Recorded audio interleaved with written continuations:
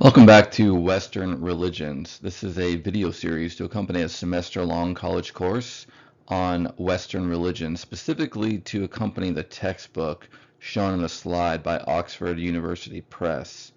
The main religions covered in this series are Judaism, Christianity, Islam, and ancient Western religions. Chapter 5, Islam.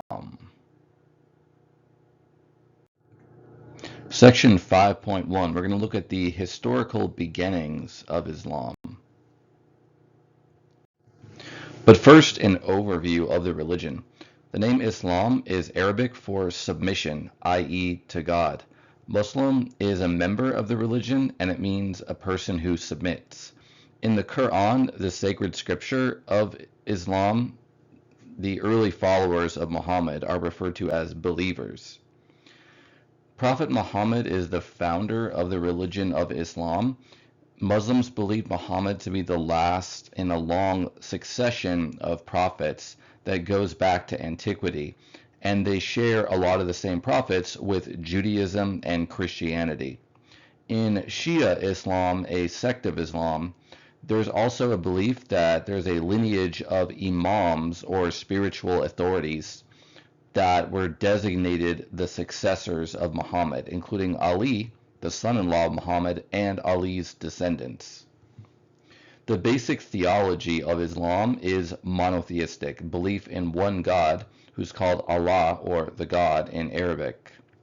The main scripture of Islam is the Quran, or recitation. Muslims believed this entire text was revealed to Muhammad via the angel Jibril, or Gabriel, by God from the years 610 to 632 in the standard Western reckoning of years.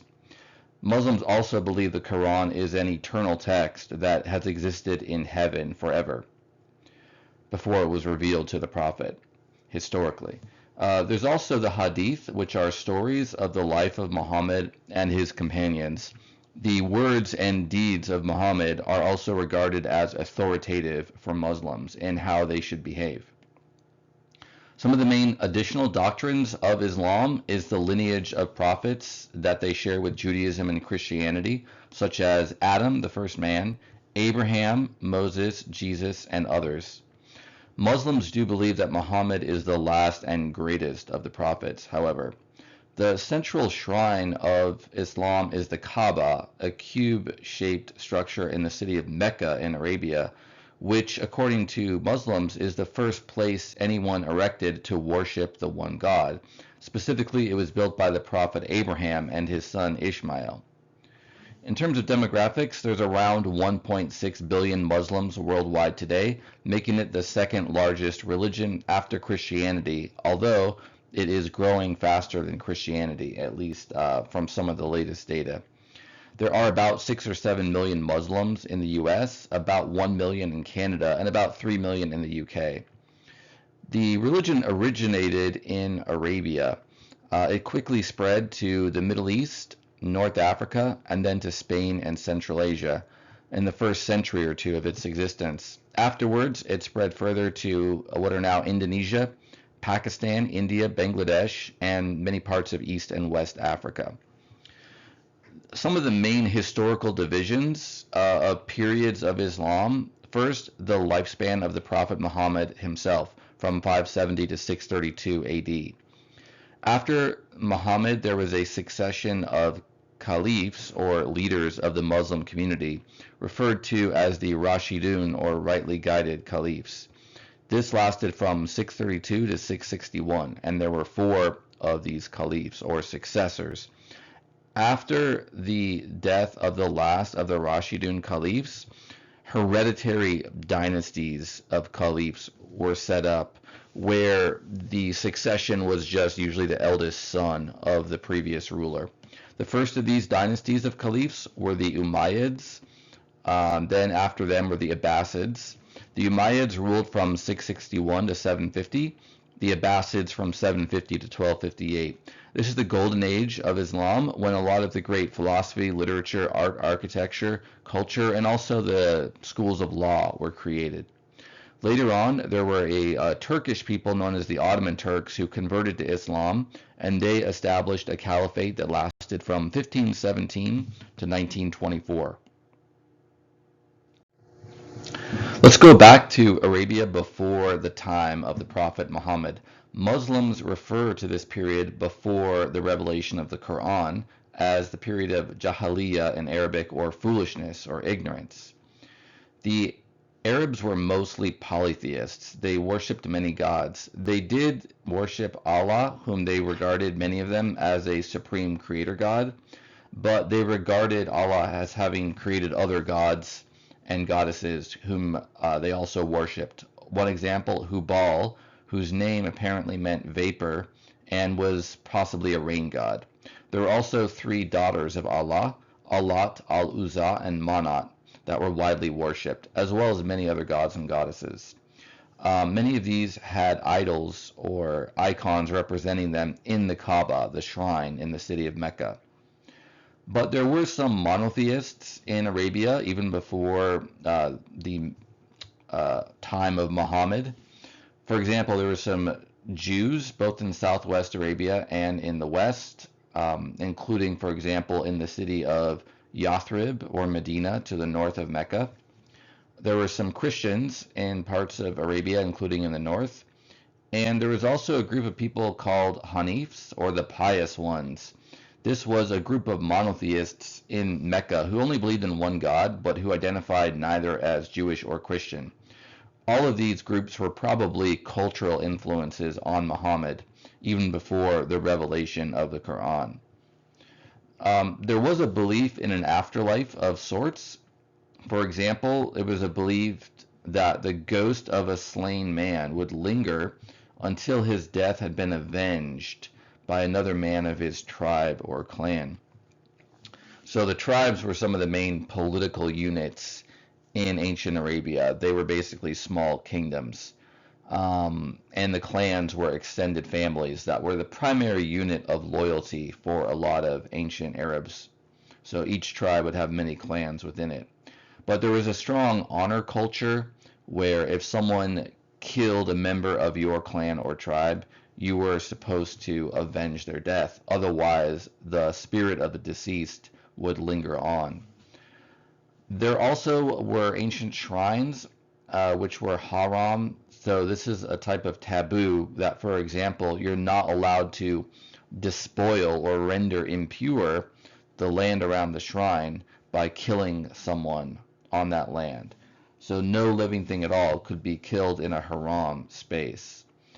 The Kaaba in Mecca was a major site of pilgrimage. So people would come from other areas of Arabia to worship at the Kaaba. The name means cube. The English word cube comes from that Arabic word, and it was a cube-shaped shrine that had a black stone believed to have fallen from heaven, possibly a meteorite. It also contained, I believe, hundreds of idols to different gods and goddesses in the time of Muhammad.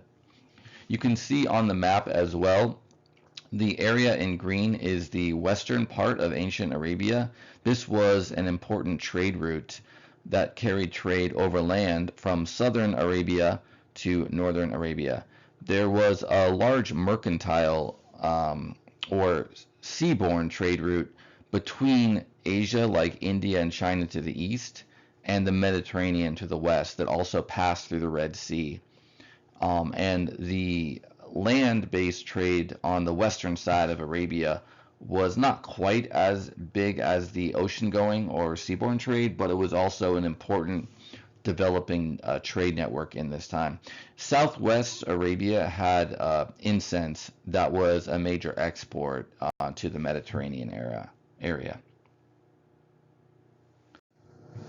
In terms of politics, Arabia was politically disunited. Some of the main tribes are listed on the map, like the Quraysh, for example, controlled Mecca and the surrounding area. But there were many different, dozens of tribes that controlled different parts of Arabia. These tribes would often fight each other. They would raid each other's territory, looking for slaves and other booty, like animals that they could capture. A lot of the tribes were nomadic, And so a lot of their wealth was in the form of animals, pack animals that they could move around with, like camels, horses, uh, sheep, and the like. In addition to the nomadic tribes, there were some towns. These were ruled by tribes, but they had mercantile activity. For example, on the west coast of Arabia, Mecca and Yathrib, or later known as Medina, were towns on a trade route. And in terms of nearby political powers, the two main ones were the Byzantine, i.e., the Eastern Roman Empire to the northwest, and the Sasanian Empire to the northeast, which was a Persian empire. These had long been the main powers in the region. They occasionally allied with Arab tribes, especially in the north, as kind of buffer states. But they had been fighting each other for several decades before the time of Muhammad. They had weakened each other, and that was one of the main reasons why Islam was able to spread so rapidly, conquering a lot of the former territories of the East Roman Empire and the Sasanian Empire after the death of Muhammad. Muhammad was born in the year 570 into the Quraysh tribe in Mecca. His father Abdullah died before he was even born, and his mother Amina died when he was only a few years old. So he was adopted and raised by his paternal grandfather Abd al-Muttalib, who died when Muhammad was 8. After that time, he was raised by his uncle Abu Talib, who was also one of his important early supporters. When he was a young man, he worked as a driver of camels, I believe, in merchant caravans owned by the wealthy widow in Mecca, Khadija. So Khadija eventually proposed marriage to Muhammad. She was older than him, but he accepted. They had several daughters together. Before he had the revelations of the Quran, he had a good reputation as being contemplative, so he prayed a lot. He was also honest and mild-mannered. His reputation for honesty gave him the nickname Al-Amin, which means the faithful or the trustworthy one. This picture on the slide is from a later Turkish manuscript, the book known as Siyer-i Nebi, which I think means the life of the prophet. Pictorial representations of Muhammad are often forbidden in Islam, depends on the school of thought, but even when Muhammad is depicted, as here, he is usually shown with his face whited out. The flame that's appearing around Muhammad is a Muslim iconography that's similar to the halo, so it's meant to show that he is sacred. And you can see his mother also with her face veiled and whited out in the background, and some angels attending him on the left. The one thing to keep in mind is that even though there are some Turkish and Persian manuscripts that depict Muhammad or some other figures in the history of Islam, these are not generally used as objects of worship in Islam because there's a strict prohibition against idolatry or worshiping images.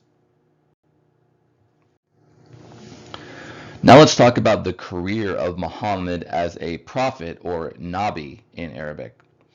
He would often spend days in seclusion in a cave on Mount Hira, especially in the month of Ramadan. He would pray there. It appears he already had a belief in God. He may have already been a monotheist even before he had his first revelation. So he was a very pious man. The picture on the slide shows the cave in which Muhammad prayed, which is also visited by a lot of people in the Hajj or pilgrimage to Mecca. So one night an angel appeared to Muhammad, took hold of him, squeezed him really tight or hard, and commanded him to recite. The word recite could also mean to read aloud from a text, and Muhammad said, "I cannot read." He was illiterate. But the angel repeated this command a second and then a third time, and then he gave Muhammad the first revelation of the Quran, so which is Surah 96, ayahs or verses 1 to 5. According to Muslim belief, an angel spoke the words of the Quran to Muhammad. He memorized them perfectly and then later repeated them to others.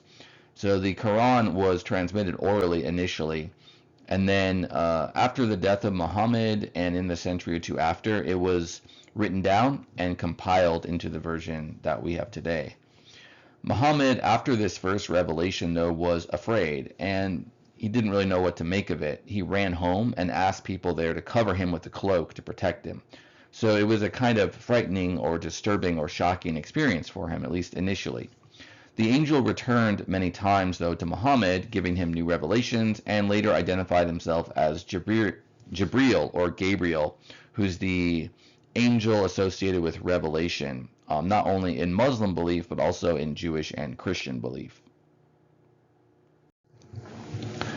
So Muhammad's message, as revealed to him in the Quran, was one of strict monotheism. Only worship the one God, Allah, and don't worship any other gods, and don't make idols or graven images of any gods or anything in the world, whether it's meant to depict Allah or anything else. It's all forbidden.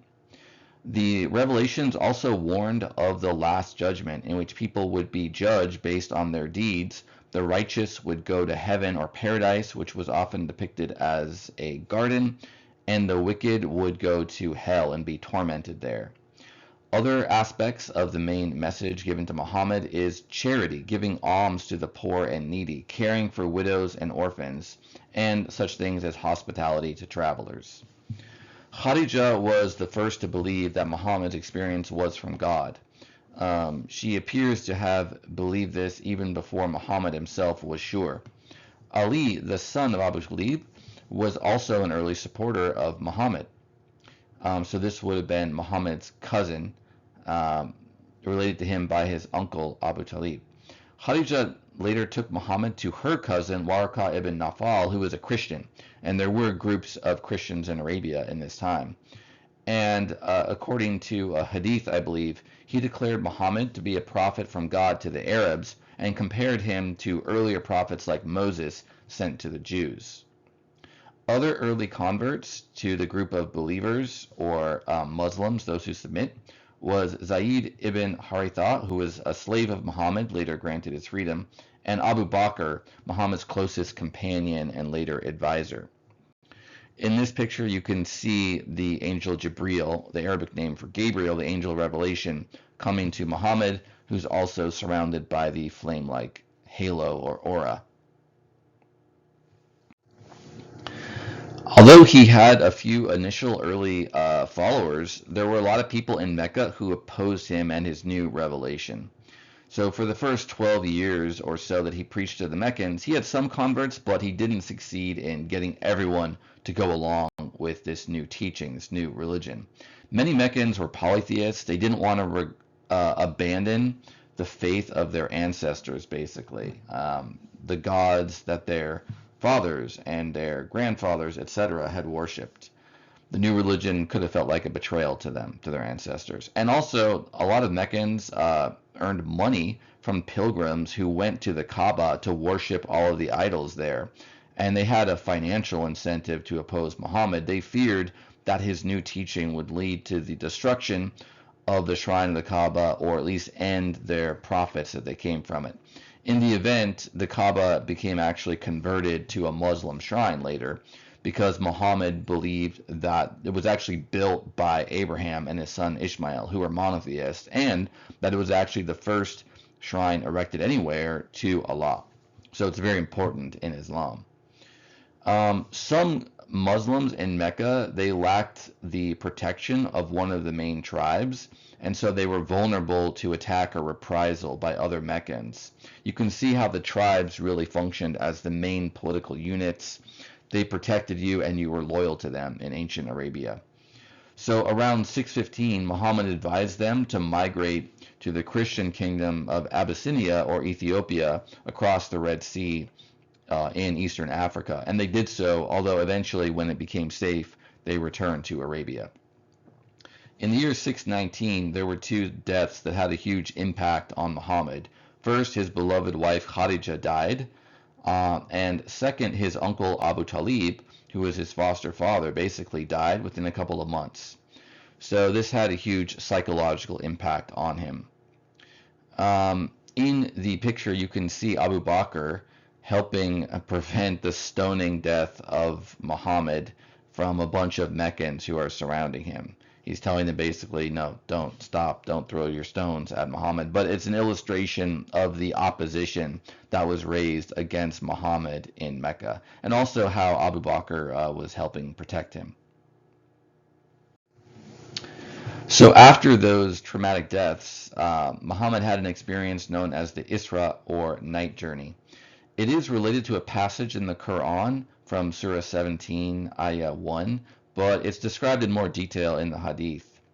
Muhammad was taken on a miraculous ascent, or mirage, to heaven, and he ascended on the back of a mystical creature known as Barak, who had the body of an animal but the head of a human.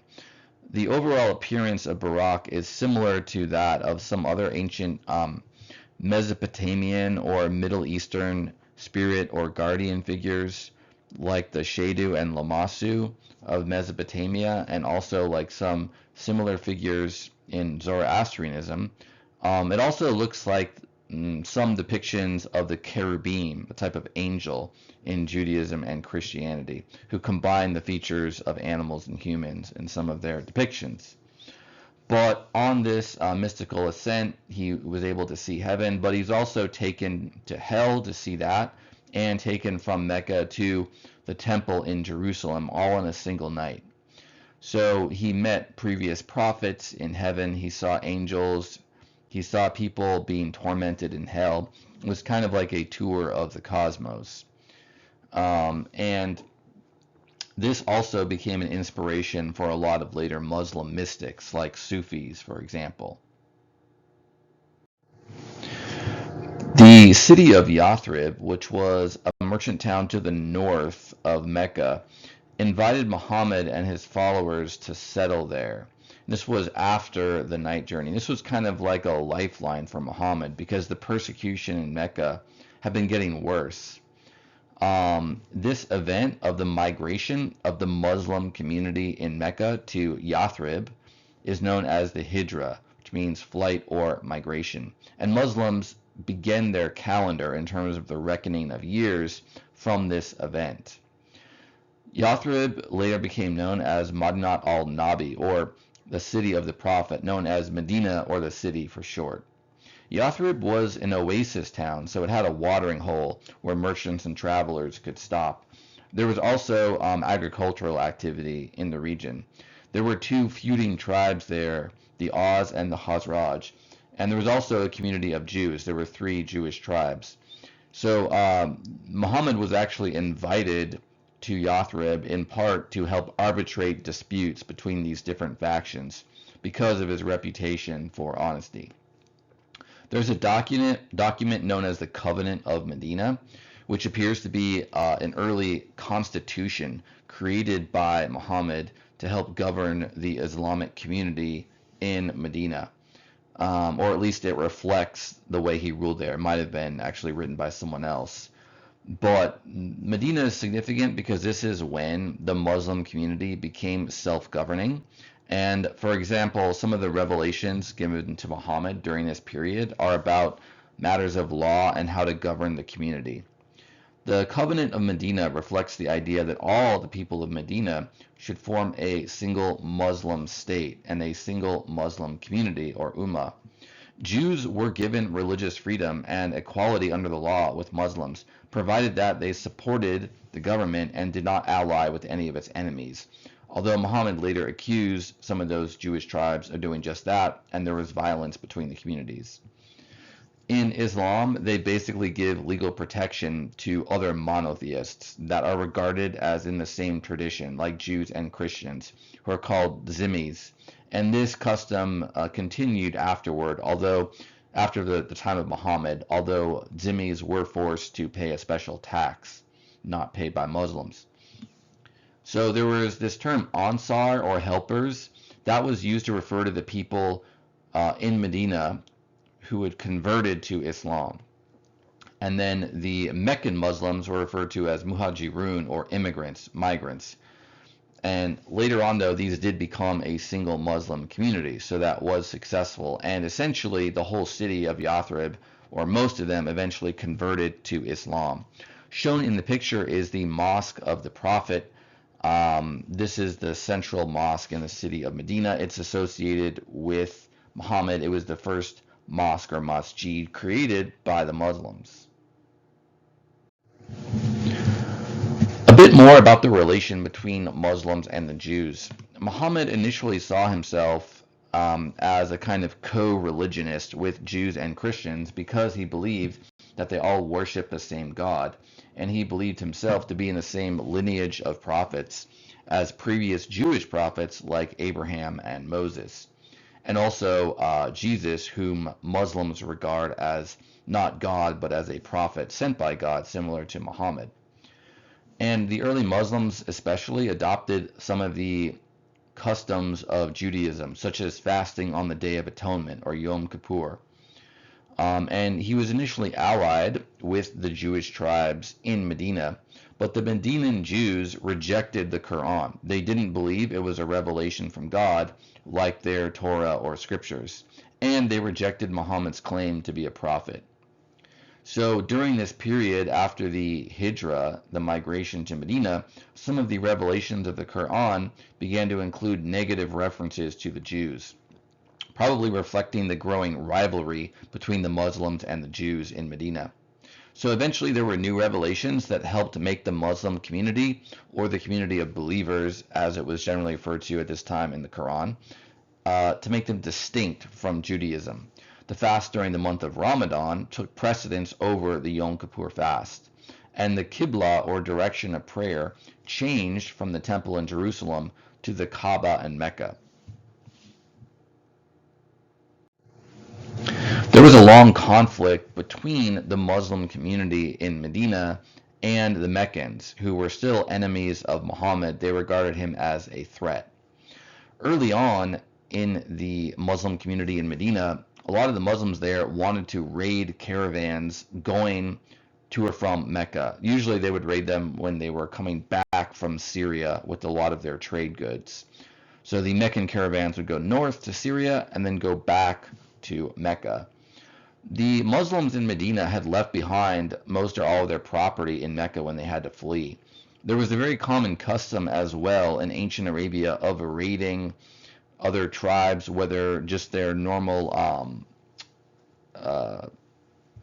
chattels like their horses or camels or other domesticated animals. This is very common in nomadic cultures where most of the wealth is a fugitive resource. It can move around, so it's very easy to go in someone else's land, grab the horses, and just ride with them back to your to where you live.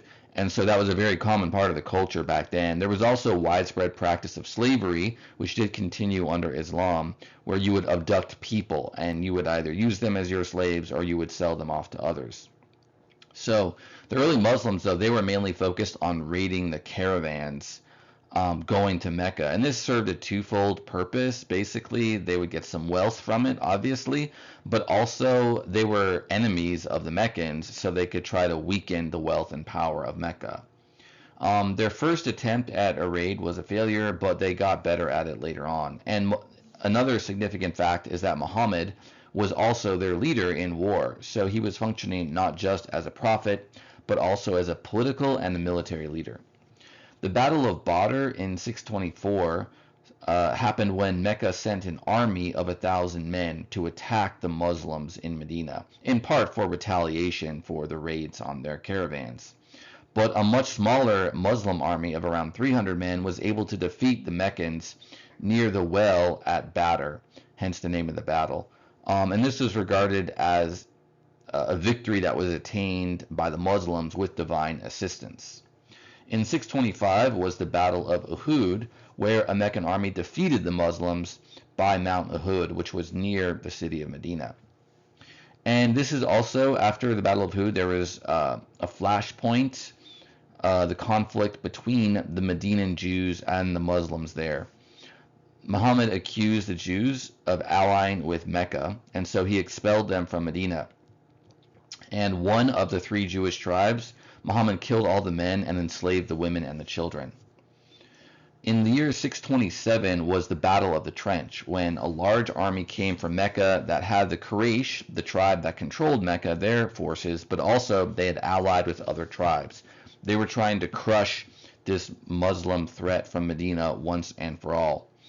And there was a Muslim from Persia named Salman, the Persian, who had advised Muhammad to dig a trench, defending the low-lying and thus vulnerable to attack portion of the area around the city of Medina. So it was mostly surrounded by mountains, you can see on the map on the slide, but there was one direction that was low-lying where a river ran, and so Muhammad ordered the Muslims to build a trench, and it did indeed help protect them from the Meccan armies. They were able to defeat the Meccans, and the Meccans had to retreat. They were militarily much weakened by this affair. Initially, Mecca agreed to a truce with the Muslims in 628. And then, a year or two later, Muhammad accused the Quraysh of breaking their truce. So he was able to gather a large army with his allies this time to march on Mecca, and they mostly surrendered without much fighting. Muhammad, however, gave amnesty to any of his enemies who would convert to Islam. So many of them did so convert, and he was able to get control of the city of Mecca. Among other things, he cleansed the Kaaba of all the idols, making it into a Muslim shrine, which it remains to this day. Muhammad then returned to the city of Medina and died there in the year 632.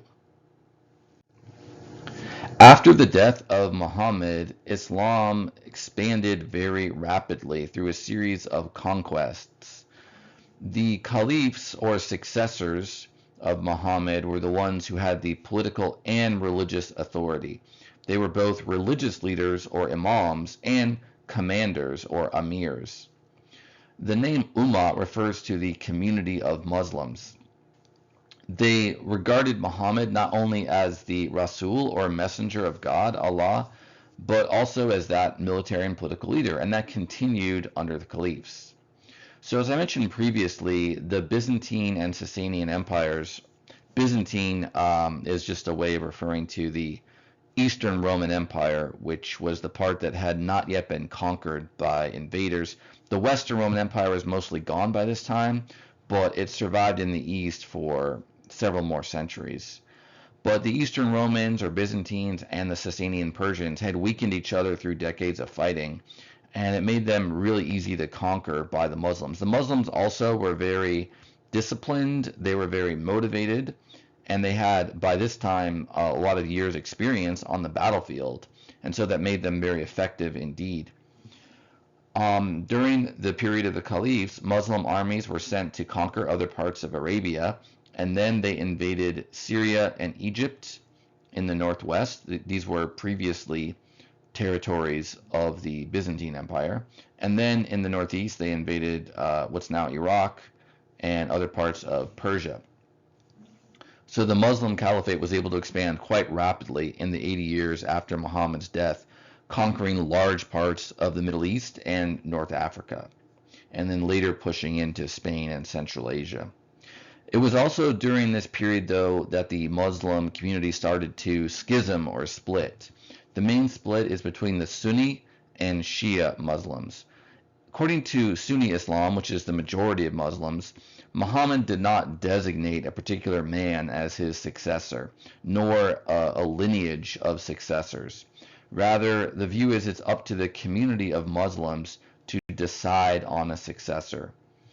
In Shia Islam, they believe that Muhammad appointed one man, his cousin and son-in-law Ali, as his successor, and that the descendants of Ali are the only legitimate rulers or imams of Islam. The caliphates can be divided into three main periods. There were also other Muslim kingdoms and empires at different periods that claimed the title of caliph. But in the early history of Islam, these were the ones that had the authority and power over most Muslims. The Rashidun Caliphate is the first four caliphs after Muhammad.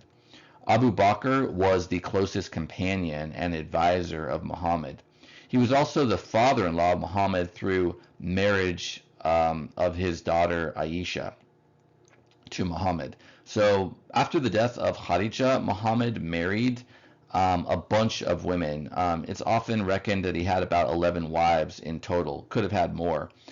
So most of these women were widows or people who had been married previously, even if they didn't have any children.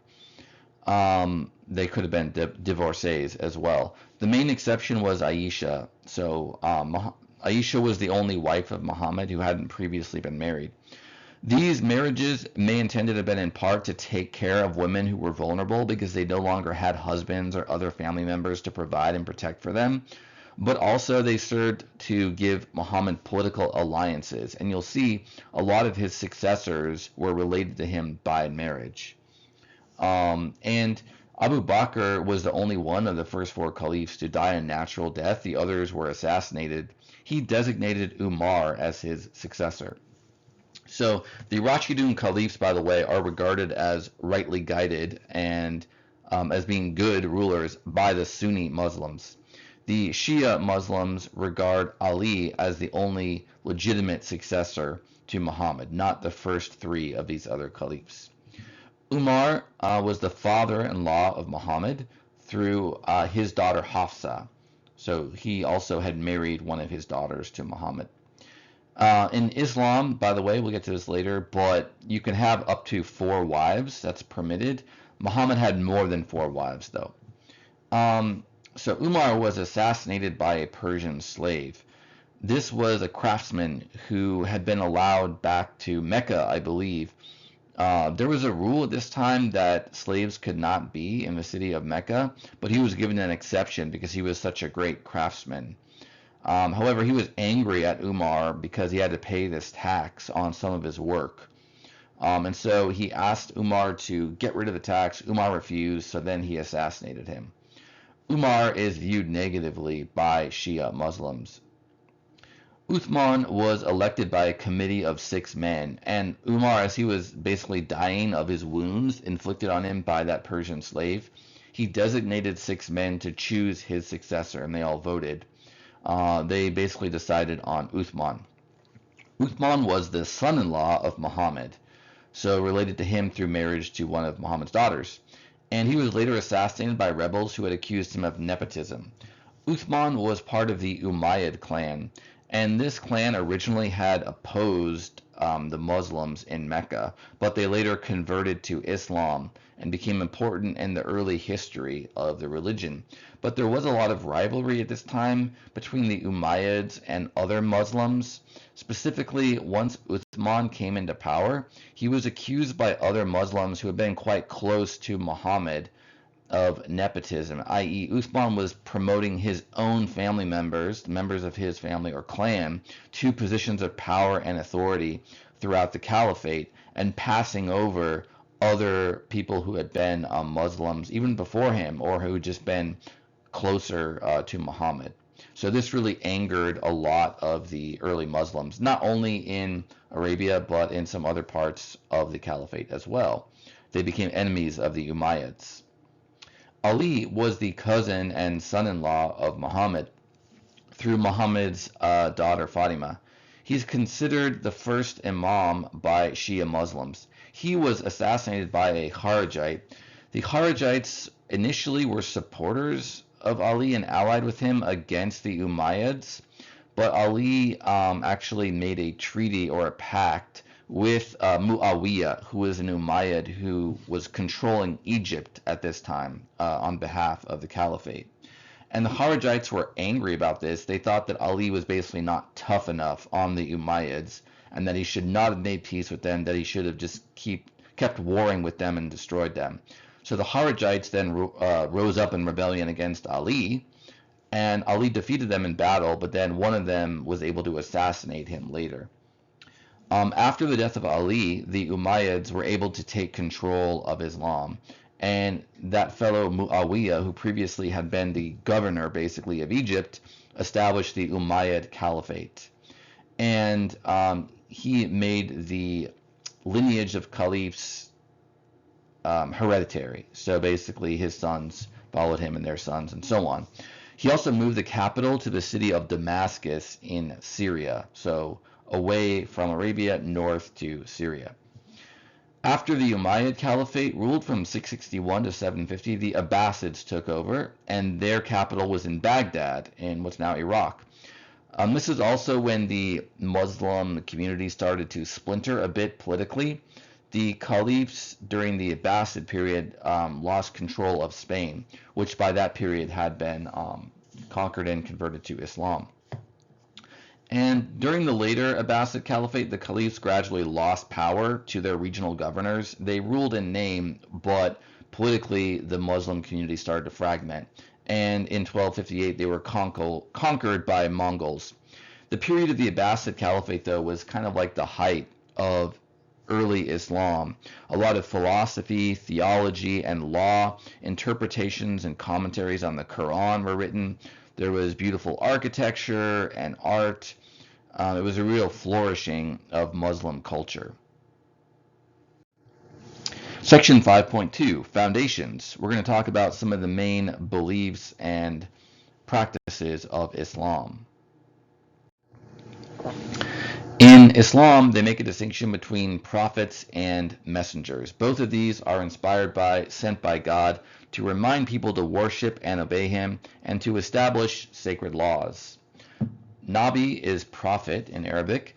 They convey a message to a specific people at a specific time. So there are many of these. Muslims believe that God sent 124,000 prophets in total into the world from the time of Adam, i.e. the creation of man, to the time of Muhammad in many different nations, so not just to the Jews, for example. You can see this belief in Quran, Surah 26, verse 207. The Quran only mentions 25 of these prophets by name. Most of them are also named in the Jewish scriptures, like Abraham, Moses, David, Solomon, Elijah, and Jonah, although their names are slightly different in Arabic than in Hebrew. The Quran also acknowledges John the Baptist and Jesus, or Isa in Arabic, as prophets. So they regard themselves as the same lineage as Jews and Christians. They also name some non-Jewish prophets, such as Shuaib. This is usually interpreted as the figure of Jethro, the Midianite, who's referred to in the Hebrew Bible. He's not Jewish, but he was a prophet of the God of Moses. And there's two other Arabic prophets, Hud and Salih. So the idea is that God does send a lot of messengers to particular tribes all around the world to get people to worship him, but basically he was usually ignored by a lot of these peoples. A Rasul is a special type of prophet. The name Rasul means messenger. They deliver a sacred law or Sharia that's supposed to be binding on all humans who know of it. So for example, in Islam, the Torah given to Moses was believed to have been binding on not just the Jews, but everyone who knew about it until the gospel of Jesus. And every messenger or Rasul is also a prophet, but not vice versa. And there are 5 in particular, Ulu al-Azam, or prophets of power. These are Noah, Abraham, Moses, Jesus, and Muhammad. Noah, for example, was given a covenant, and this is also a belief that Muslims share with Jews and Christians. Noah, the survivor of the Great Flood, was given a covenant that was meant to be binding on all humans after him. And that's similar to how Muslims view Muhammad. He wasn't just coming to one particular people. He came to the Arabs, but his message was also for all humanity. The picture on the slide shows the prophet Abraham about to sacrifice Ishmael before he's stopped by an angel and given a ram to sacrifice instead. This is the Muslim version of the story of Abraham and Isaac, which is in the Hebrew Bible or the Christian Old Testament. Muslims believe that the Bible was inspired by God, but they believe that Jews and Christians corrupted the text over the centuries. And so, for example, they think that the real story is not that Abraham was supposed to sacrifice Isaac, who was the ancestor of the Jews, but rather he was supposed to sacrifice Ishmael, the ancestor of the Arabs. And they believe the covenant between Abraham and God as being inherited through Ishmael, not through Isaac. So a bit more about some of these prophets in Islam before Muhammad. Abraham is described as being able to figure out on his own, using his reason, so to speak, that idolatry was wrong. So he destroyed a lot of idols. There's only one God, and you should not worship the God in the form of an image, but just as a transcendent being, you might say. Abraham is recorded as saying that idols of stone or wood cannot hear their worshippers. And he thought about the moon and the sun as things worthy of worship or reverence, but he observed them eventually setting in different times of the day and night. They went away, in other words, unlike God, which is always present.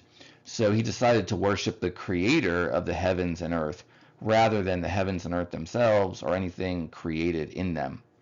He built the Kaaba with his son Ishmael. And that's why it's the foremost shrine in Islam today. It's regarded as the first shrine or structure erected to God, the first temple. Moses, the prophet that led the Jews to freedom from Egypt to the promised land of Israel, is compared to Muhammad. He was an orphan who received a revelation after a period of solitude in the wilderness. He was also sent as a messenger not just to the Jews in Muslim belief, but also to the Egyptians. So that's another way in which he's like Muhammad, who was sent as a messenger to the Arabs, not just to the Jews. God gave Moses miracles as evidence of his prophecy as well. And that's connected to a belief that Muhammad and other prophets will be able to perform miracles to authenticate that they are from God. Jesus is important in Islam. There are many miracles associated with him, just as in Christianity. So Muslims accept the virgin birth, that he didn't have a human father, but was born of Mary through a miracle. They accept that Jesus healed the sick, fed the hungry, and raised the dead. They regard Jesus as an ascetic, as someone who wandered around, renounced all property, renounced wife and family, and had great compassion for the poor and the oppressed. However, they deny that Jesus is God or the Son of God. They also don't believe that he died on the cross, but rather was lifted up by God to heaven. They do believe that Jesus will play a part in the end times, that he'll return at the end of time to kill the Antichrist, called Al-Dajjal, or the deceiver in Arabic, and help establish Islam on earth. So on the one hand, Jesus is very important in Islam as a prophet and as someone who's going to be involved in the Day of Judgment, but they do deny the death, divinity, and resurrection of Jesus, which are three central tenets of Christianity. Muhammad is regarded as the last and greatest of the prophets in Islam, as the seal or cap or endpoint of the prophets, and the Quran as the final revelation of God. In addition to the Quran, the text of it, which is the word of God itself, Muhammad's custom or sunnah, the way he spoke and behaved, is regarded as a model for all humans until the day of judgment. Whatever Muhammad did, according to Muslims, was on God's behalf. So obeying the sunnah of Muhammad is the same as obeying God. This is related to a verse of the Quran, Surah 62, Ayat 2, where it says God sent his messenger with, quote, the book and wisdom, unquote. The book is interpreted as the Quran, and the wisdom as referring to Muhammad's sunnah, or way of behaving and speaking.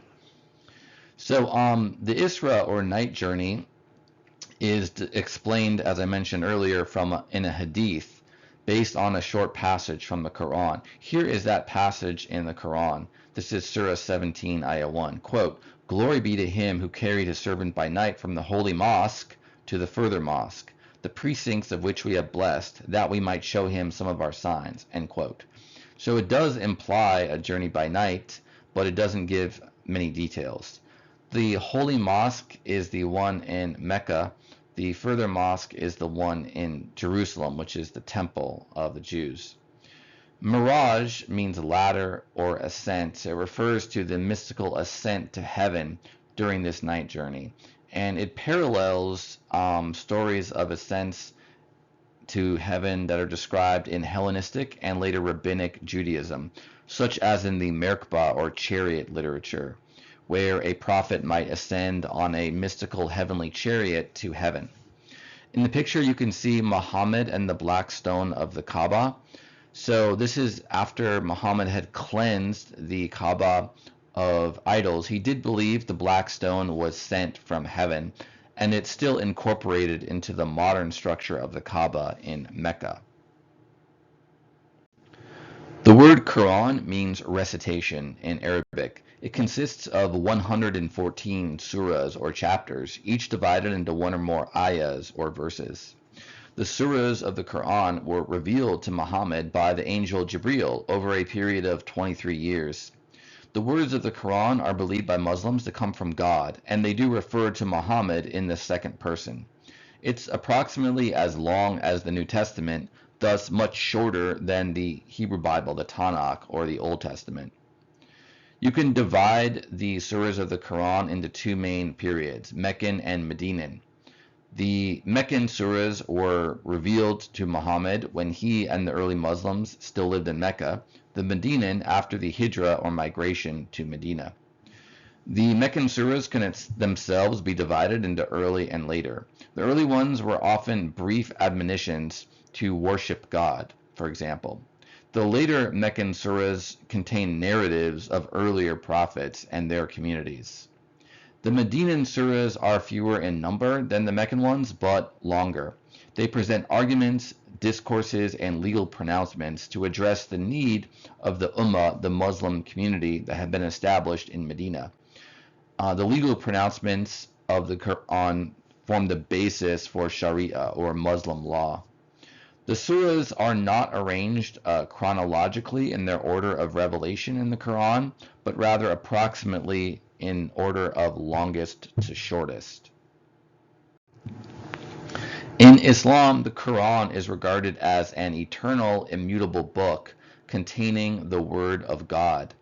There is a partial parallel between the way the Quran is understood in Islam and Jesus as the eternal Word of God in Christianity, with a significant theological difference in that Jesus is regarded as a person of the Trinity and thus as being God in Christianity, whereas the Quran is not God in Islam. God is simple, there is no complexity or parts, but the Quran is nevertheless regarded by many Muslims as eternal, co-eternal with God. The Quran was composed by God in Arabic, and thus any translation is regarded as an interpretation or commentary and not the Quran itself. Muslims recite the Quran in Arabic for worship and on other occasions. Muhammad's followers committed the surahs of the Quran to memory. They were not all written down together in one place initially. They began to be written down not that long after the death of Muhammad, but early on there were also slightly different readings or interpretations of the Quran based on ambiguities in the written form. Ancient Arabic had letters for consonants, not vowels. Also, based on the orthography or the way the letters were written, there could occasionally be ambiguities about some of the consonants themselves. There were different readings, therefore, of the Quran early on that had slightly different interpretations. Although my understanding is that these were generally minor, like, for example, the tense of a verb. Uthman, one of the early caliphs, created a standard version of the Quran within 20 years of the death of Muhammad. This is often referred to as the Uthmanic Codex. This became the standard version of the Quran used by various Muslims, although there are still different readings based on the disagreements on the vowels. The order of the surahs was determined by a committee that had been appointed by Uthman.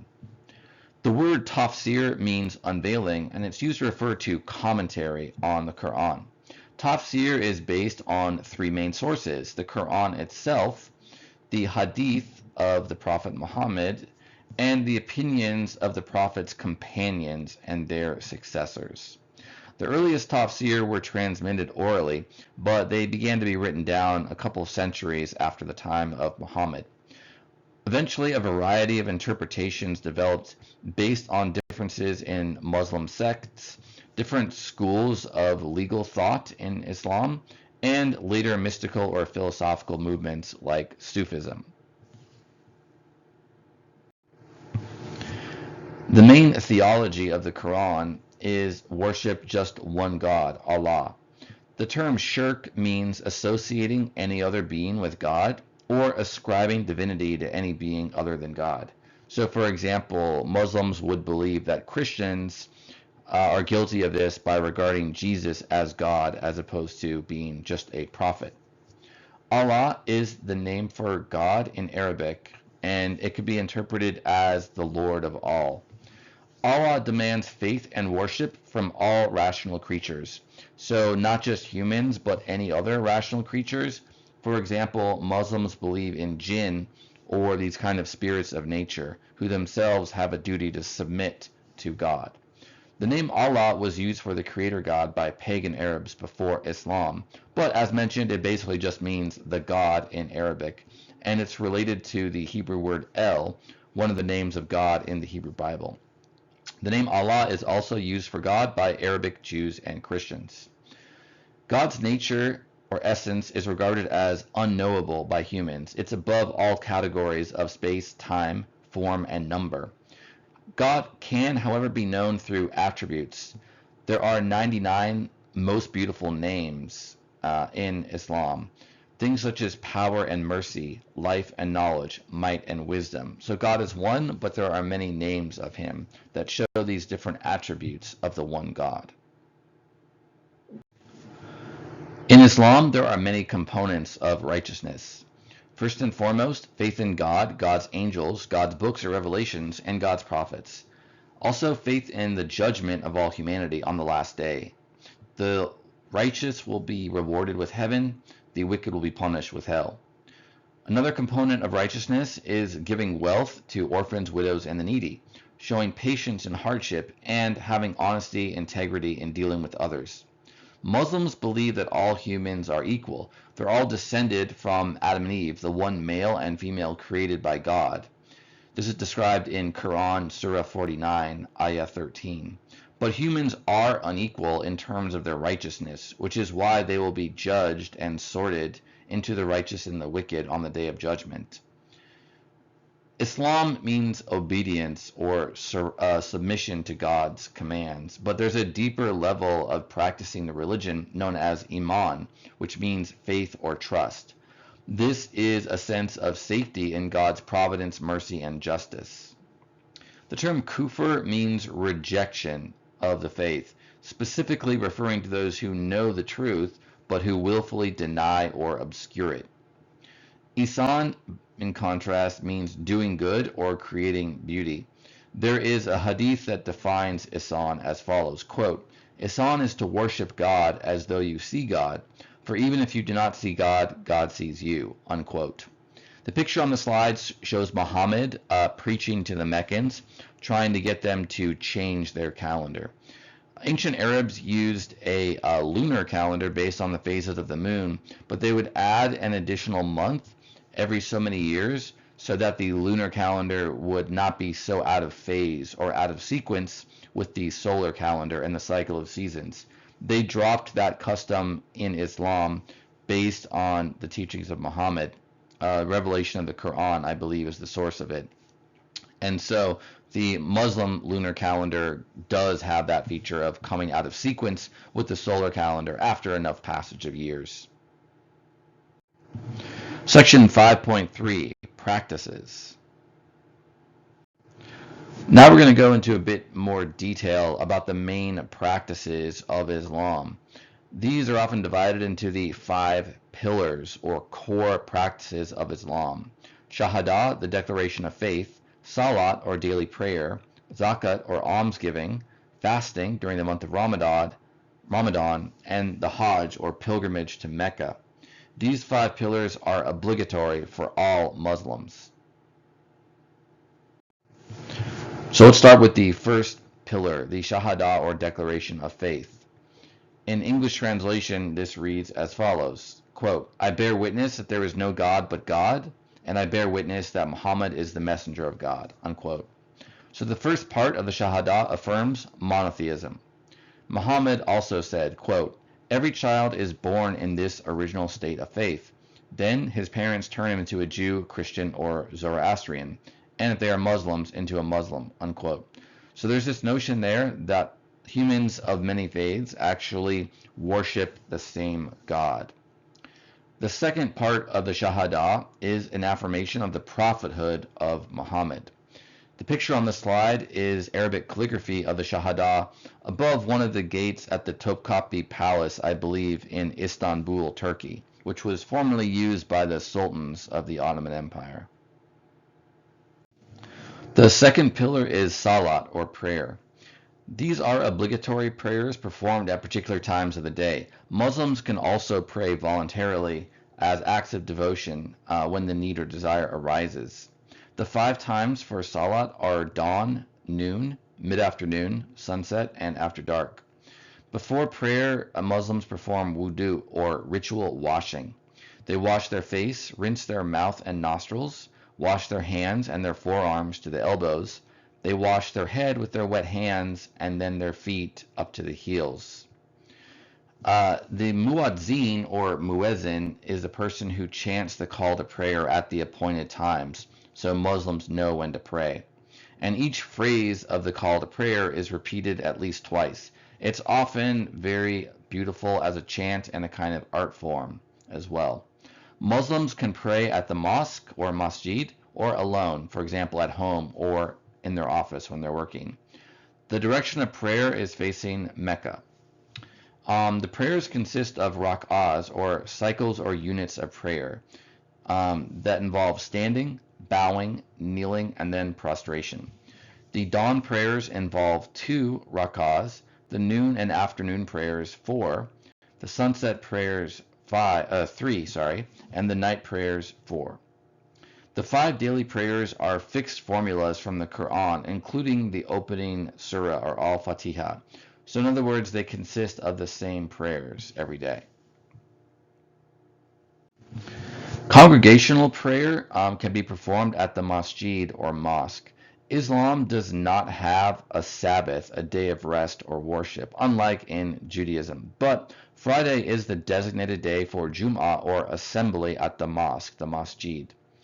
Friday noon prayers involve 2 rak'ahs being replaced by short sermons on religious, moral, or political issues by the leader, followed by 2 rak'ahs.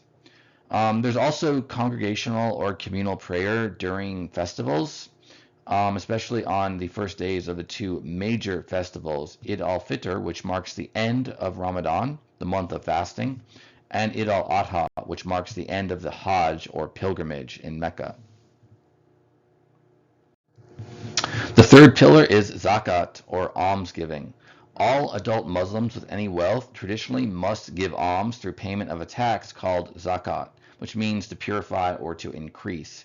Historically, the zakat was collected by the caliphate or other Muslim dynasties. It was assessed at 2.5% of all wealth or assets, including savings, profits, livestock, produce, real estate, etc. So it was a pretty hefty tax on wealth.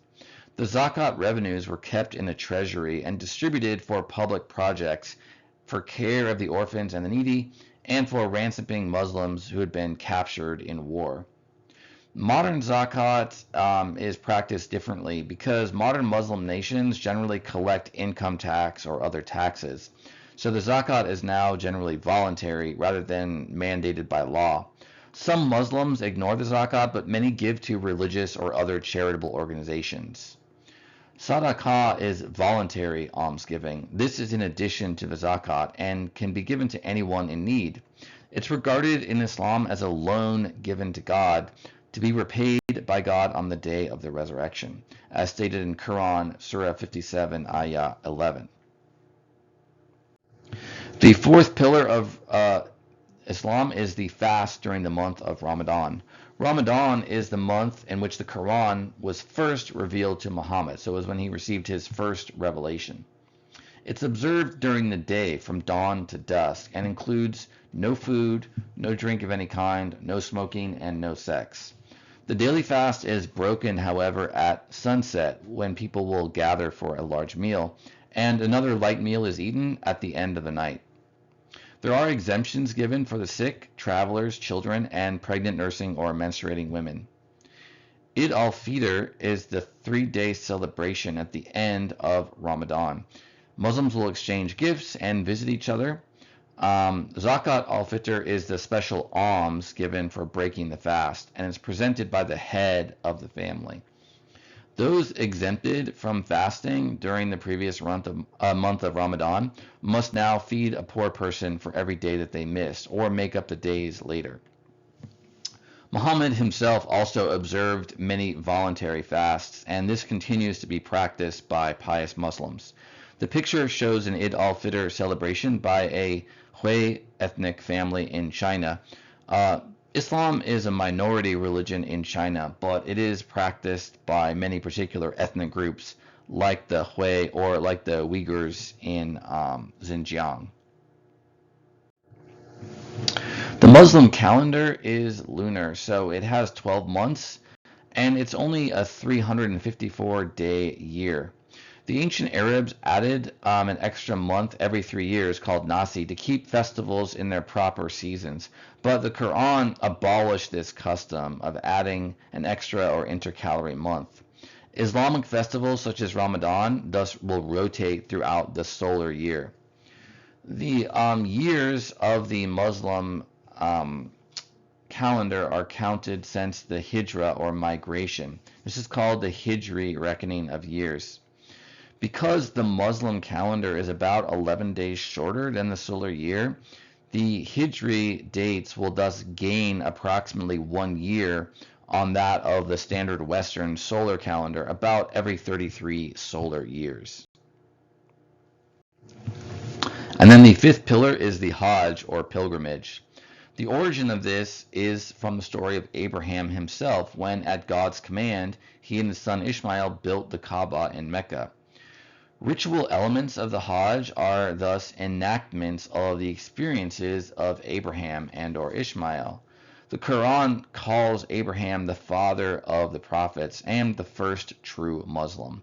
They believe that he was not a Jew because when he had his revelation and covenant with God, it was before the law had been revealed to Moses, so before the establishment of the kingdom or community of the Jews.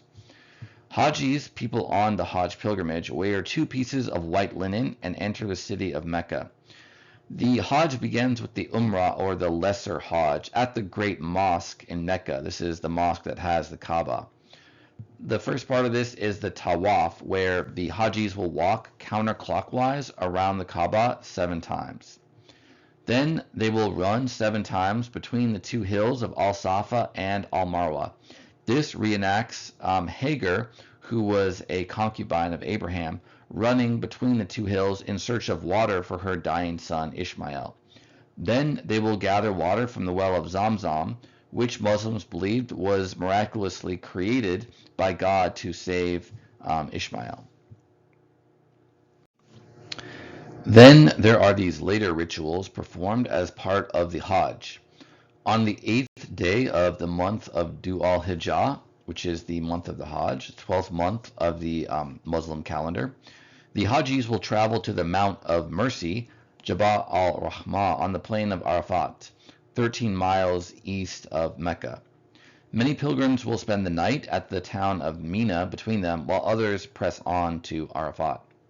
On the next day, the 9th of Dhu al-Hijjah, they will practice wukuf, or standing, on the Mount of Mercy in Arafat. You can see that depicted in the picture on the slide. Pilgrims will stand in solemn prayer all the way to sunset. By the way, on Hajj is one of the only times when men and women will pray together. Other times for group prayer, like in the masjid, for example, women pray separately from men. At sundown, then, pilgrims will travel to Muzdalifah to pray and to gather pebbles that they will use on the next day. On the 10th of Dhu al-Hijjah, the Hajis will throw stones at some pillars in the town of Mina. These pillars represent Satan and his 3 attempts to tempt Abraham to disobey God's command to sacrifice his son Ishmael.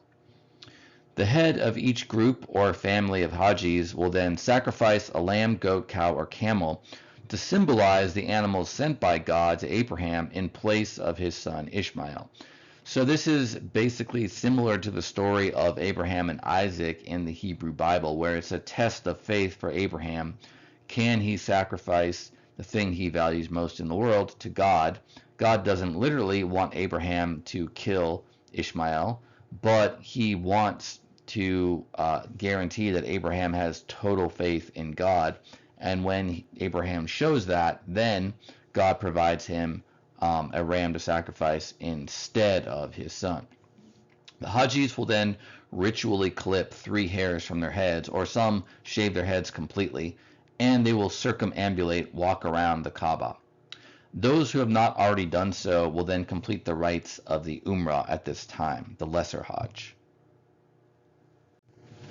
Section 5.4, Law, Philosophy, and Theology in Islam. The religious sciences in Islam are generally connected to Sharia, or Islamic law. That's often regarded as the fundamental, the most important of the religious sciences. An alim is a learned person or a scholar, and the ulama refers to the community of religious scholars of the law. So the religious sciences in Islam include law, theology, philosophy, and literature. They're based on the Quran and Sharia, or Islamic law. Muslim philosophy was also based on Greek language and other language scholarship like Syriac, of areas that had been conquered by the Caliphate early in the history of Islam. Basically, there were a lot of scholars of Greek and Syriac, many of them Christian, who also knew Arabic, and so they often helped translate some of these Greek and Syriac texts to Arabic, which were then studied by Muslim and just other scholars living in the Muslim world. This group of religious sciences flourished in large cities of the early caliphates, such as Damascus, Baghdad, Cairo in Egypt, and Cordoba in Spain. Al-Azhar University in Cairo, Egypt is the oldest university in the world that has been continuously functioning. It's the center of learning for Sunni Islam. Islam is a religion of right action rather than right belief. To clarify, there are doctrines that must be believed by Muslims, like the oneness and unity of God, for example. However, there is less systematic theology and religious philosophy in Islam than there is in Christianity, for example. Many Muslims regard the essence of the faith as right living, and they might regard certain types of philosophical theology as excessively speculative or attempting to rely excessively on human reason rather than divine revelation in the Quran. Muhammad said, quote, "Anyone who performs our prayers and eats our ritually slaughtered animals is one of us," unquote. In other words, it's through your actions that you become a faithful Muslim. Sharia, Islamic law, which governs conduct, is thus the main religious science. Sharia, or Islamic law, is based on the Quran, the Sunnah, or custom of Muhammad, and the science of fiqh, or jurisprudence. Sharia concerns relationships between individual people, but also between people and God. Islam does not have a formal priesthood. There are no mediators between Muslims and God. Every Muslim is thus responsible for their own morality and that of the Muslim ummah, or community. The Quran focuses on general moral rules rather than giving a complete legal code. The general rules include worship of God, kindness and respect to parents, caring for the poor and needy, forbidding usury or lending money at interest. The Quran also advocates neither excessive materialism nor asceticism. For example, Quran Surah 28, Ayah 77 says, quote, "Seek amidst that which God has given you the last abode, but do not forget your portion of the present world," unquote. So this is interpreted as saying that you should be somewhat worldly in the sense of it's okay to earn money to provide for your needs and those who depend on you, etc. On the other hand, Islam and the Quran do describe positively ascetic figures such as the Prophet Jesus and others, but asceticism or renouncing the world is not regarded as sort of a universally binding practice for Muslims. In the picture on the slide is an Islamic judge deciding a case between a husband and a wife, and this is from an Ottoman Turkish court. The sunnah or custom of the Prophet Muhammad includes his acts and sayings, but also what he tacitly consented to, i.e. if he didn't explicitly condemn something, that can be regarded as tacit consent by Muslim legal scholars and thus as bearing weight on deciding issues. The hadith or tradition refers to sayings and deeds of the Prophet. This is the most important component of sunnah. And these have a certain pedigree to them. They must originate with eyewitnesses of the Prophet. Hadith study examines the provenance or history and transmission or pedigree of alleged hadiths to determine their authenticity. There are 6 canonical hadith collections used by Muslims. The first 2 are the Sahih al-Bukhari and the Sahih Muslim. The Sahih al-Bukhari was compiled by Muhammad ibn Ismail al-Bukhari. He was a Central Asian Muslim who lived from 810 to 870. It contains around 3,000 hadiths.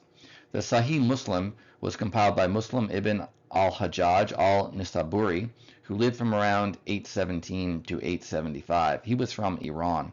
It also contains around 3,000 hadiths. It's interesting that the early hadith collections were not compiled by Arab Muslims, but by people of different ethnicities in some of the areas that they had conquered.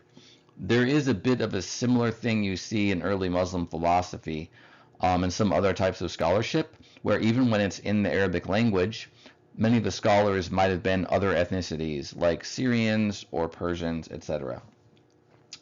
There were also 4 other sunan, or collections of sunnah, compiled by scholars from Central Asia and Iran. The hadith collections are organized by topic or subject, such as laws regulating rituals of worship on the one hand, so those are like the religious laws per se, and then on the other hand, laws regulating social, political, and economic life, what we would ordinarily think of as laws. So there are different categories of actions in Sharia. The word Sharia, by the way, means the straight way. It literally referred to a way to a source of water, and thus, metaphorically, the way that you should follow to get to salvation. It is based on the Quran, the Hadiths, and also the science of jurisprudence, or legal rulings and reasonings. But God is regarded as the ultimate lawgiver. The Quran itself has 2 categories of actions: halal, which means permitted, and haram, or forbidden. For example, certain meat is halal in Islam, others is haram, like pork. There are 5 categories of actions developed by some later Muslim jurisprudence. Halal means lawful and therefore obligatory, i.e. must be done. Mustahab means commendable and therefore recommended. Mubah means neutral and still therefore permitted. Makruh means disliked because it is reprehensible. And then haram is the most negative category. It's unlawful, therefore always forbidden. Fiqh or jurisprudence is the theoretical and systematic aspect of Islamic law. It consists of interpretation and codification of Sharia. A faqih is a jurist, a scholar who specializes in fiqh. There are 4 sources of fiqh: the Quran, the Sunnah, ijtihad, or the reasoning of scholars, and then the ijma, or consensus of the community of scholars.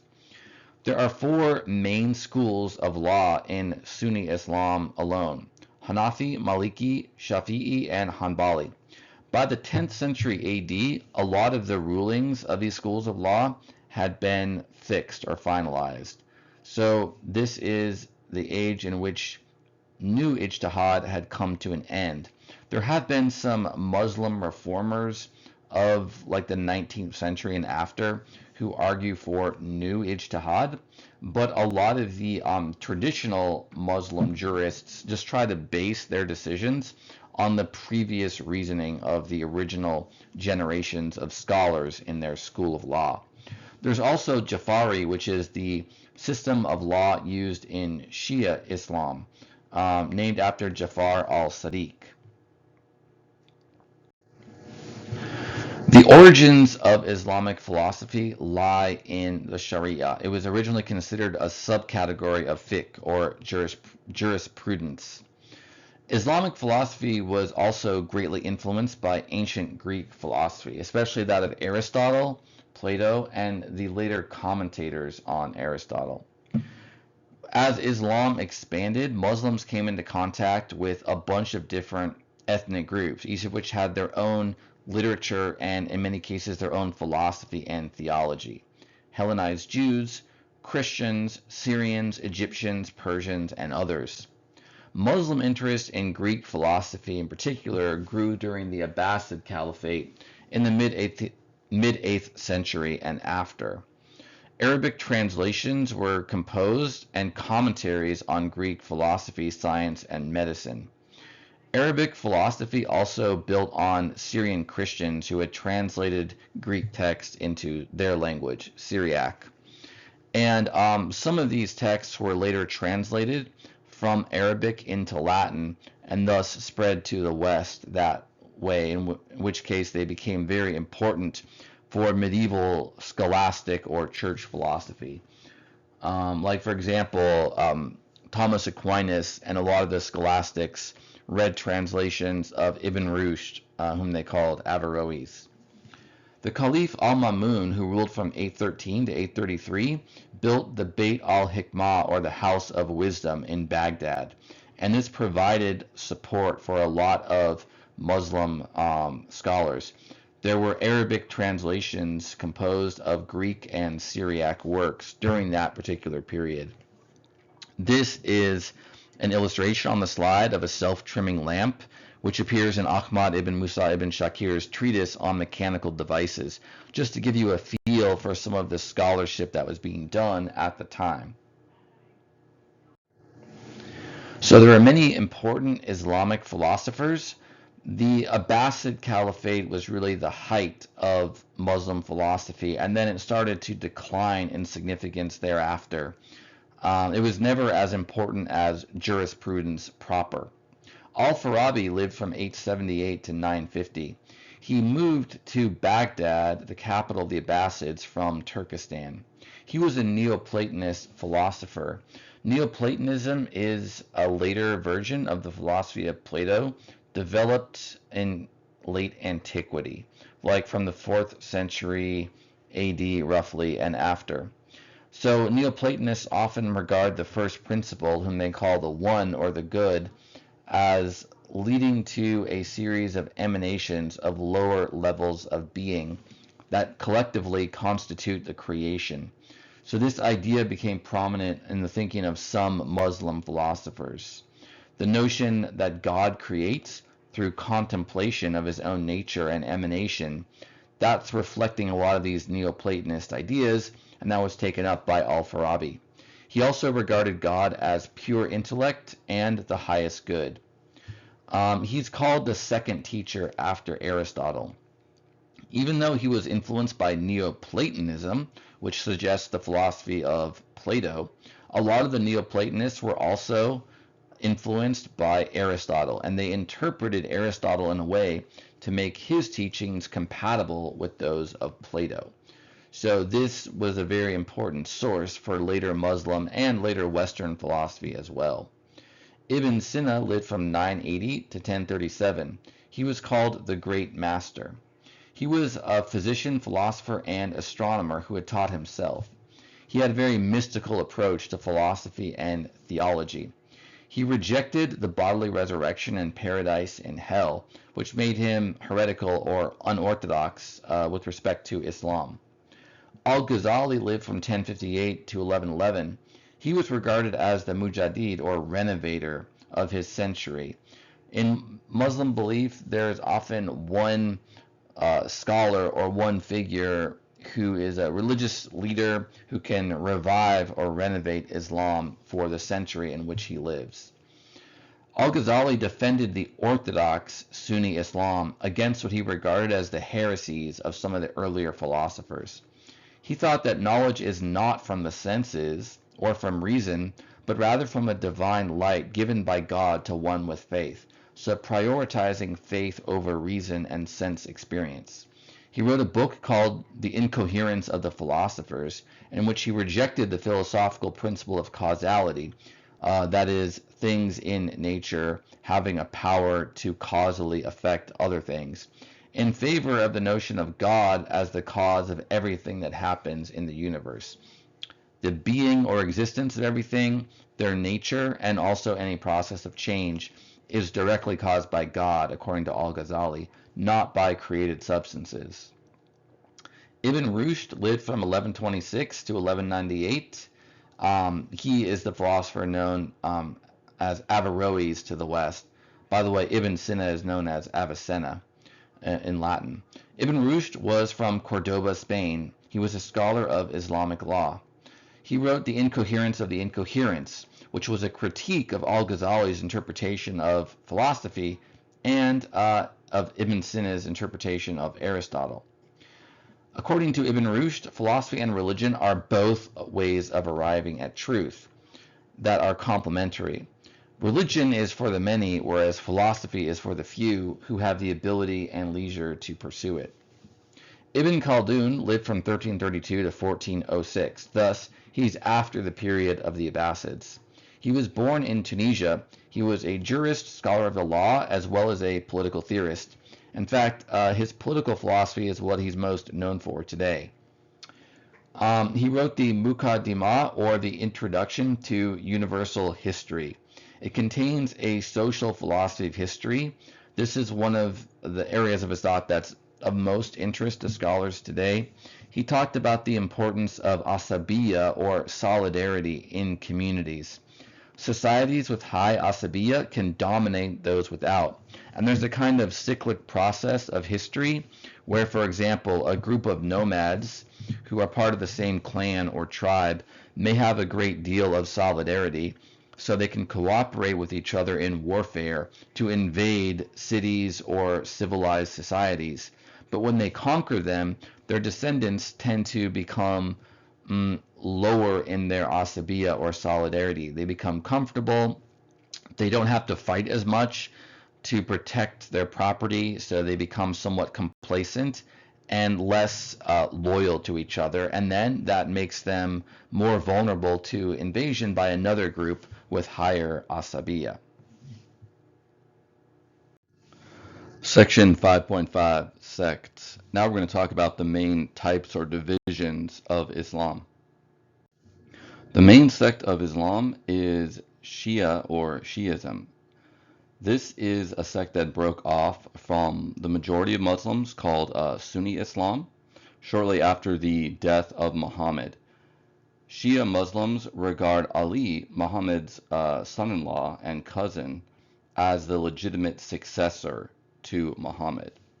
And they use the term Imam in Shia Islam to refer to the divinely mandated leader of the Ummah, the Muslim community, who started with Ali, then his sons, and then their descendants. The same word Imam is used in Sunni Islam, but it has a different meaning. It means the leader of prayer in a mosque.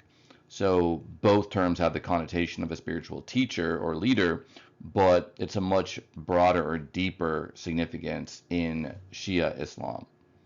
There's also the concept in Shia Islam of the al-Bayt, or the people of the house. This includes Fatima, the daughter of Muhammad, her husband Ali, and their two sons, Hussain and Hussain. So these are the people in Shia Islam who have the greatest spiritual significance after Muhammad. Ali, Fatima, and Hassan and Hussein became rivals of the Umayyad clan, the ones that first rebelled under Ali, under Muawiyah, the governor of Egypt, and Muawiyah was then later able to establish the Umayyad Caliphate, taking control as leader of the Muslim community. During the rule of the Umayyads, Hussein led an uprising against the Umayyad Caliph Yazid, and he was killed in 680 in the Battle of Karbala. This was the first or one of the most important martyrdoms within Shia Islam. And there is a festival called Ashura or 10 on the 10th day of the month of Muharram when Shia Muslims commemorate the martyrdom of Hussein. One of the devotional practices connected with this is passion plays that reenact the battle and Hussein's death. You can also see in the image on the slide a kind of icon of Ali with his two sons, Hassan and Hussein, seated before him. So unlike Sunni Muslims, Shia Muslims will sometimes use icons for devotional or quasi-devotional purposes. There are divisions within Shia Islam itself. Most Shias accepted the line of the Husseinid Imams, that is, the Imams, the spiritual leaders, descended from Hussein, down to the sixth of the Imams, Jafar al-Sadiq. There emerged a succession crisis after Jafar because his eldest son, Ismail, died before he did. Before his death, he appointed his younger son, Musa al-Kazim, as his successor. But this change in the succession through the eldest son led to a split within Shi'ism itself. The main split is between the Imamis and the Ismailis. The Imamis accepted Musa as the seventh Imam, and they formed the majority of Shia Muslims. For example, the majority of Shia Muslims in Iran, which has a Shia religious government. The Imamis are also nicknamed the Twelvers because they believe there was a 12th and final Imam who didn't die but rather went into a spiritual or mystical hiding called occultation, which just means being hidden basically. And they believe the 12th Imam will return connected to the events leading up to the Day of Judgment. The Ismailis, or nicknamed Seveners, insist that the seventh Imam should not have been Musa, but rather Ismail's son, Ahmad. And the Ismailis are themselves divided into many subsects. The largest is the Nazaris. They recognize a succession of Imams descended from Ahmad down to the present day. And since the year 1818, they have used the title Aga Khan to refer to the person they regard as the current living Imam. The current of these is Karim Aga Khan. There are around 15 million Ismailis Shia total, and a larger number of Imamis. You can see in the picture the mosque in Karbala, Iraq, dedicated to the martyr Hussein. Sufism is not technically a sect of Islam, but a kind of spiritual movement or a set of spiritual and religious practices. It is mystical and it tends to include asceticism or various forms of renunciation, living simply, sacrificing things in your life for the sake of God. There were several early influences on Sufism. In the early days of Islam, before the term Sufism was used as the way it is now, there were early Muslim mystics, and the ones who practice asceticism would wear a garment of coarse wool in imitation of Jesus. And you could say it's like the camel hair garment worn by John the Baptist in Christian belief. And they were known as Sufis because of the woolen garment that they wore. So that name got applied to this, you could say, slightly later group of mystics as well. And where do the central practices of Sufism come from, which is zikr, or kind of repetitive prayer? Well, Islamic devotional piety in general includes remembering God often to find inner peace and contentment. Also, many Sufis try to ascend to have a kind of vision or encounter with God in heaven. And the model for this is the miraj or ascent of the Prophet Muhammad, as described in the Quran and the Hadith. So the earlier Muslim ascetics, before the Sufis proper were around, were called the Zuhad, those who shun. And a representative figure of them is Al-Hasan al-Basri, who was a theologian and a collector of Hadith. He was an ascetic. He likened the world, that is the material world, the world of everyday life, of acquiring wealth and power, etc., as like a snake. It's soft and smooth to the touch, but full of venom, i.e. danger. There was also a group called the Weepers. These were ascetics who shed tears both in fear of God's punishment and in yearning for his reward. So the way you can think of that is through intense prayer. They were so filled with emotion they would shed tears. The early Muslim ascetics often emerged in areas either of Christian asceticism, so where there were Christian monks previously, like in Iraq, in Kufa and Basra, and in Egypt, where Christian monasticism started, or Buddhist asceticism. So by that time, Islam had spread to parts of Central and South Asia that previously had been mostly Buddhist, like Balkh in Afghanistan. So those other religions, those other cultures may have influenced the development of asceticism and mysticism within Islam as well. Now, there isn't always an equation of mysticism and asceticism. So some of the mystics in Islam were not ascetics or world renouncers. An example is Jafar al-Sadiq, the sixth Imam of Shia Islam. He was a mystic, but he criticized asceticism. So many Muslims have this idea that it's okay to be in the world and of the world, that our duty is to have wealth, have families, have jobs, live in the world, but just to use our resources, in a kind of like a pious way to benefit others. So now we're going to give some examples of famous Sufis. One of the early ones was a woman, Rabia al-Adawiyya of Basra. She was a female mystic born to a poor family, orphaned at an early age, and sold into slavery. But her master was so impressed with her purity and her piety that he set her free. She spent the rest of her life in the mystical contemplation of God, and she emphasized the love of God as the basis for worship, rather than fear of hell or the desire of paradise. Hussain ibn Mansur al-Hallaj was infamous within Islam. Many consider him a heretic because he became so absorbed in the contemplation of God. You could say he lost his self or his soul within the experience of God. He identified with God and saw no distinction between God and himself. This is expressed in his statement, quote, I, the absolute divine truth, unquote, or Ana al-Haq in Arabic, which was one of the 99 names of God. So when he was asked to identify himself, basically he said that, which was interpreted by some other Muslims as blasphemy, because he seemed to identify himself as an individual created being with God. But the idea from the perspective of al-Hallaj seems to be that the lover of God becomes so identified with the beloved, i.e. God, that they can't see a distinction. Nevertheless, he was imprisoned and executed for blasphemy, which you can see a depiction in this painting of his hanging.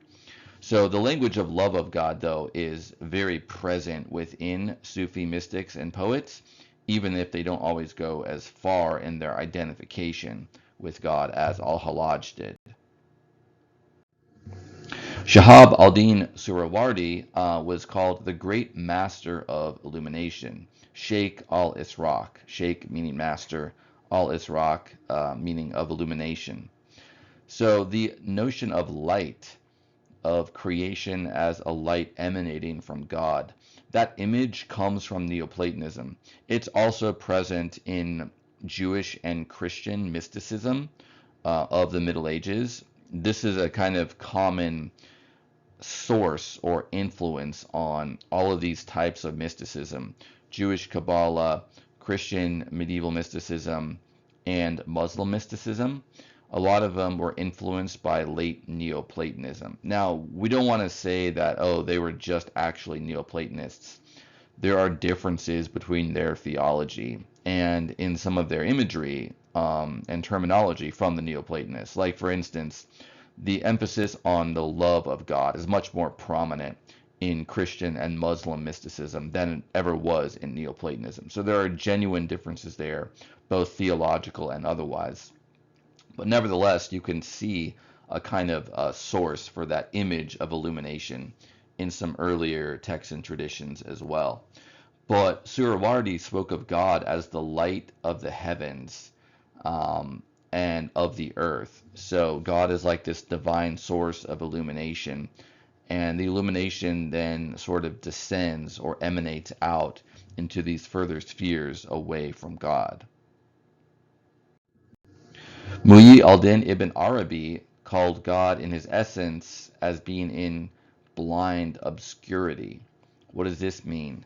Well, it's mystical, so it's meant to be above the intellect. But the idea is that the true nature of God is transcending human understanding, and so you can't see it, whether literally, it's not visible to the eye, but also even intellectually, it transcends the human intellect.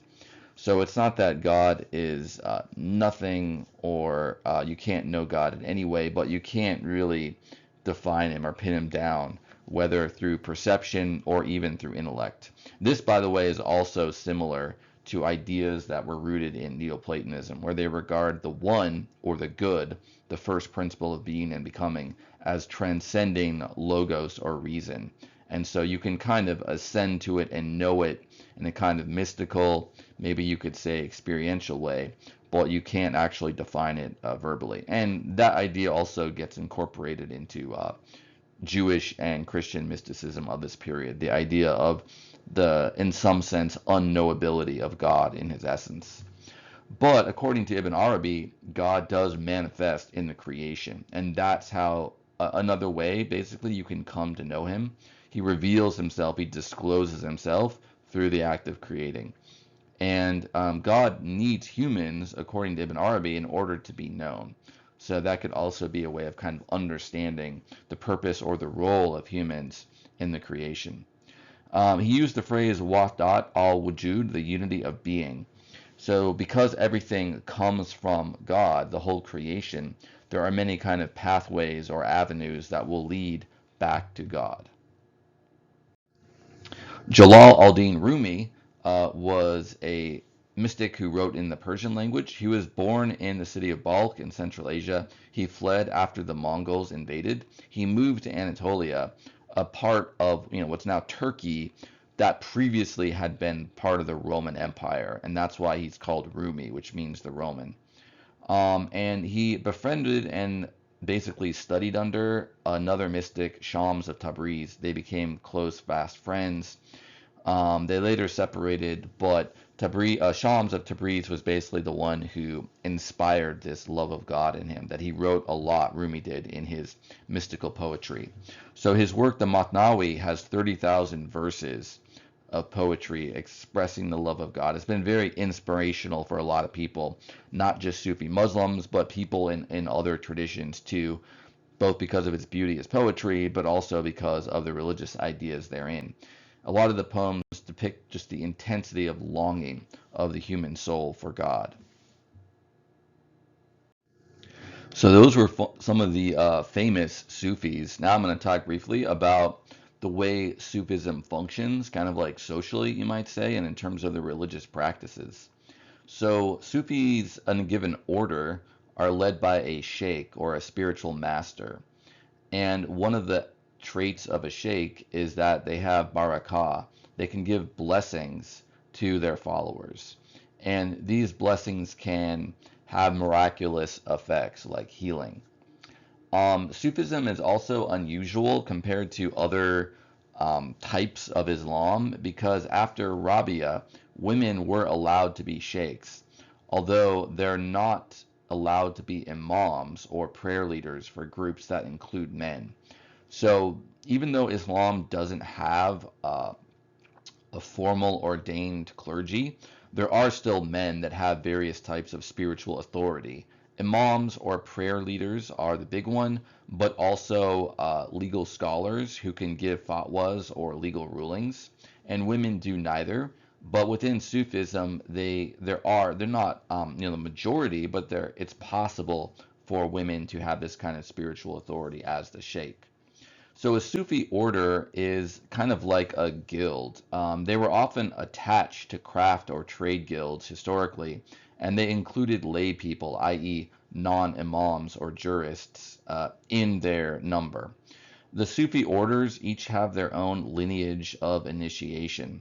So in other words, their teaching goes back to an original sheikh or founder who passes their spiritual authority on to their successors. And the way in which these lineages are thought of are actually similar to the isnad or pedigrees of hadith that shows they actually do go back to the prophet. Um, Sufi saints are basically people who are widely acclaimed to have been kind of enlightened or spiritual masters or to have had pure souls. So there's no formal process through which these beings are recognized, but they're kind of through general agreement of the community of their supporters, they can be designated as such. And another sign that someone is a saint is karamat, which is a miraculous divine favor that they're able to perform. The central practice of Sikhism is zikr or remembrance. It's the repetition of a name of God or of the Shahada. This also may be accompanied by physical movements or breathing. The style of zikr varies a lot between the Sufi orders. It's one of their main ways of differentiating themselves, you might say. The zikr may be just quiet sitting, or it could be a dance and quite frenzied. It just depends on the order. There's also the concept of sama or hearing, which means listening to you could say, hypnotic chanting of mystical poetry, often to musical accompaniment. This is not done in a mosque because musical instruments are forbidden in mosque. Prayer in mosque is always just vocalized. But yeah, so musical performance and performing group dance or other synchronized movements can be a big part of Sufism. One of the most well-known Sufi orders, at least in the West, is the Mevlevis, who are the disciples of Rumi. They are nicknamed the whirling dervishes because of their whirling dance. Section 5.6, Art. We're going to talk about some of the permitted and forbidden art in Islam and a bit about its Islamic architectural styles. The masjid or mosque is the gathering place for prayer. The person who gathers the people together is called jami. Historically, mosques also functioned as treasuries and they would keep financial archives, and that would be connected to the zakat or alms giving. They also functioned as legal courts and as schools for learning the Quran, hadith, jurisprudence, etc. The mosque on the picture was the chief mosque of the Umayyad Caliphate. A madrasa is another type of Islamic structure, you could say, which is a religious school. This is a picture of one of the main madrasas in Baghdad, Iraq. Many of these are centuries old. Minbar is a structure within a masjid. It's a pulpit from which the leader of the Friday noon collective worship delivers a sermon. The Qibla is the direction of prayer. And it's often indicated, or it's always indicated in the mosque, by a niche in the middle of the wall that's closest to Mecca. And this, you could think of this as an alternative to an altar. Instead of an altar with an icon or an image of some kind, it's an imageless niche. It's not the thing being worshipped technically, but it's the direction to which people bow and pray. A minaret is a tower from which the muazzin delivers the call to prayer, and many mosques do have these. So a bit more about architectural styles. The first mosques in Arabia did not have minarets. They were added on later because of their function. The higher up the muezzin was, the further his voice could carry in pre-modern societies that didn't have speakers or other types of amplification. Later mosques outside of Arabia would have one or sometimes more minarets. And in Turkey, like for example in the Ottoman Empire and after, mosques would often have 4 or more minarets. As you can see in this example, one of the most famous mosques, the Blue Mosque in Istanbul, Turkey, it was formerly the Christian church Hagia Sophia, or Holy Wisdom, but it was converted to a mosque after Istanbul was conquered by the Turks. Domes are also common in Islamic architecture. Turkish mosques started to have domes after the 1500s, and they were influenced by Byzantine or late East Roman architecture, which the churches or cathedrals would often have domes. An onion-shaped dome developed in India and is also used in Southeast Asia. This is another very famous mosque, the Dome of the Rock in Jerusalem, built on the former site of the temple. Arches are very prominent in Muslim architecture as well. The keyhole arch developed in North Africa and Spain. You can also see it in the Great Mosque in Damascus, for example. It's also nicknamed the horseshoe arch. You can see based on the shape in this picture.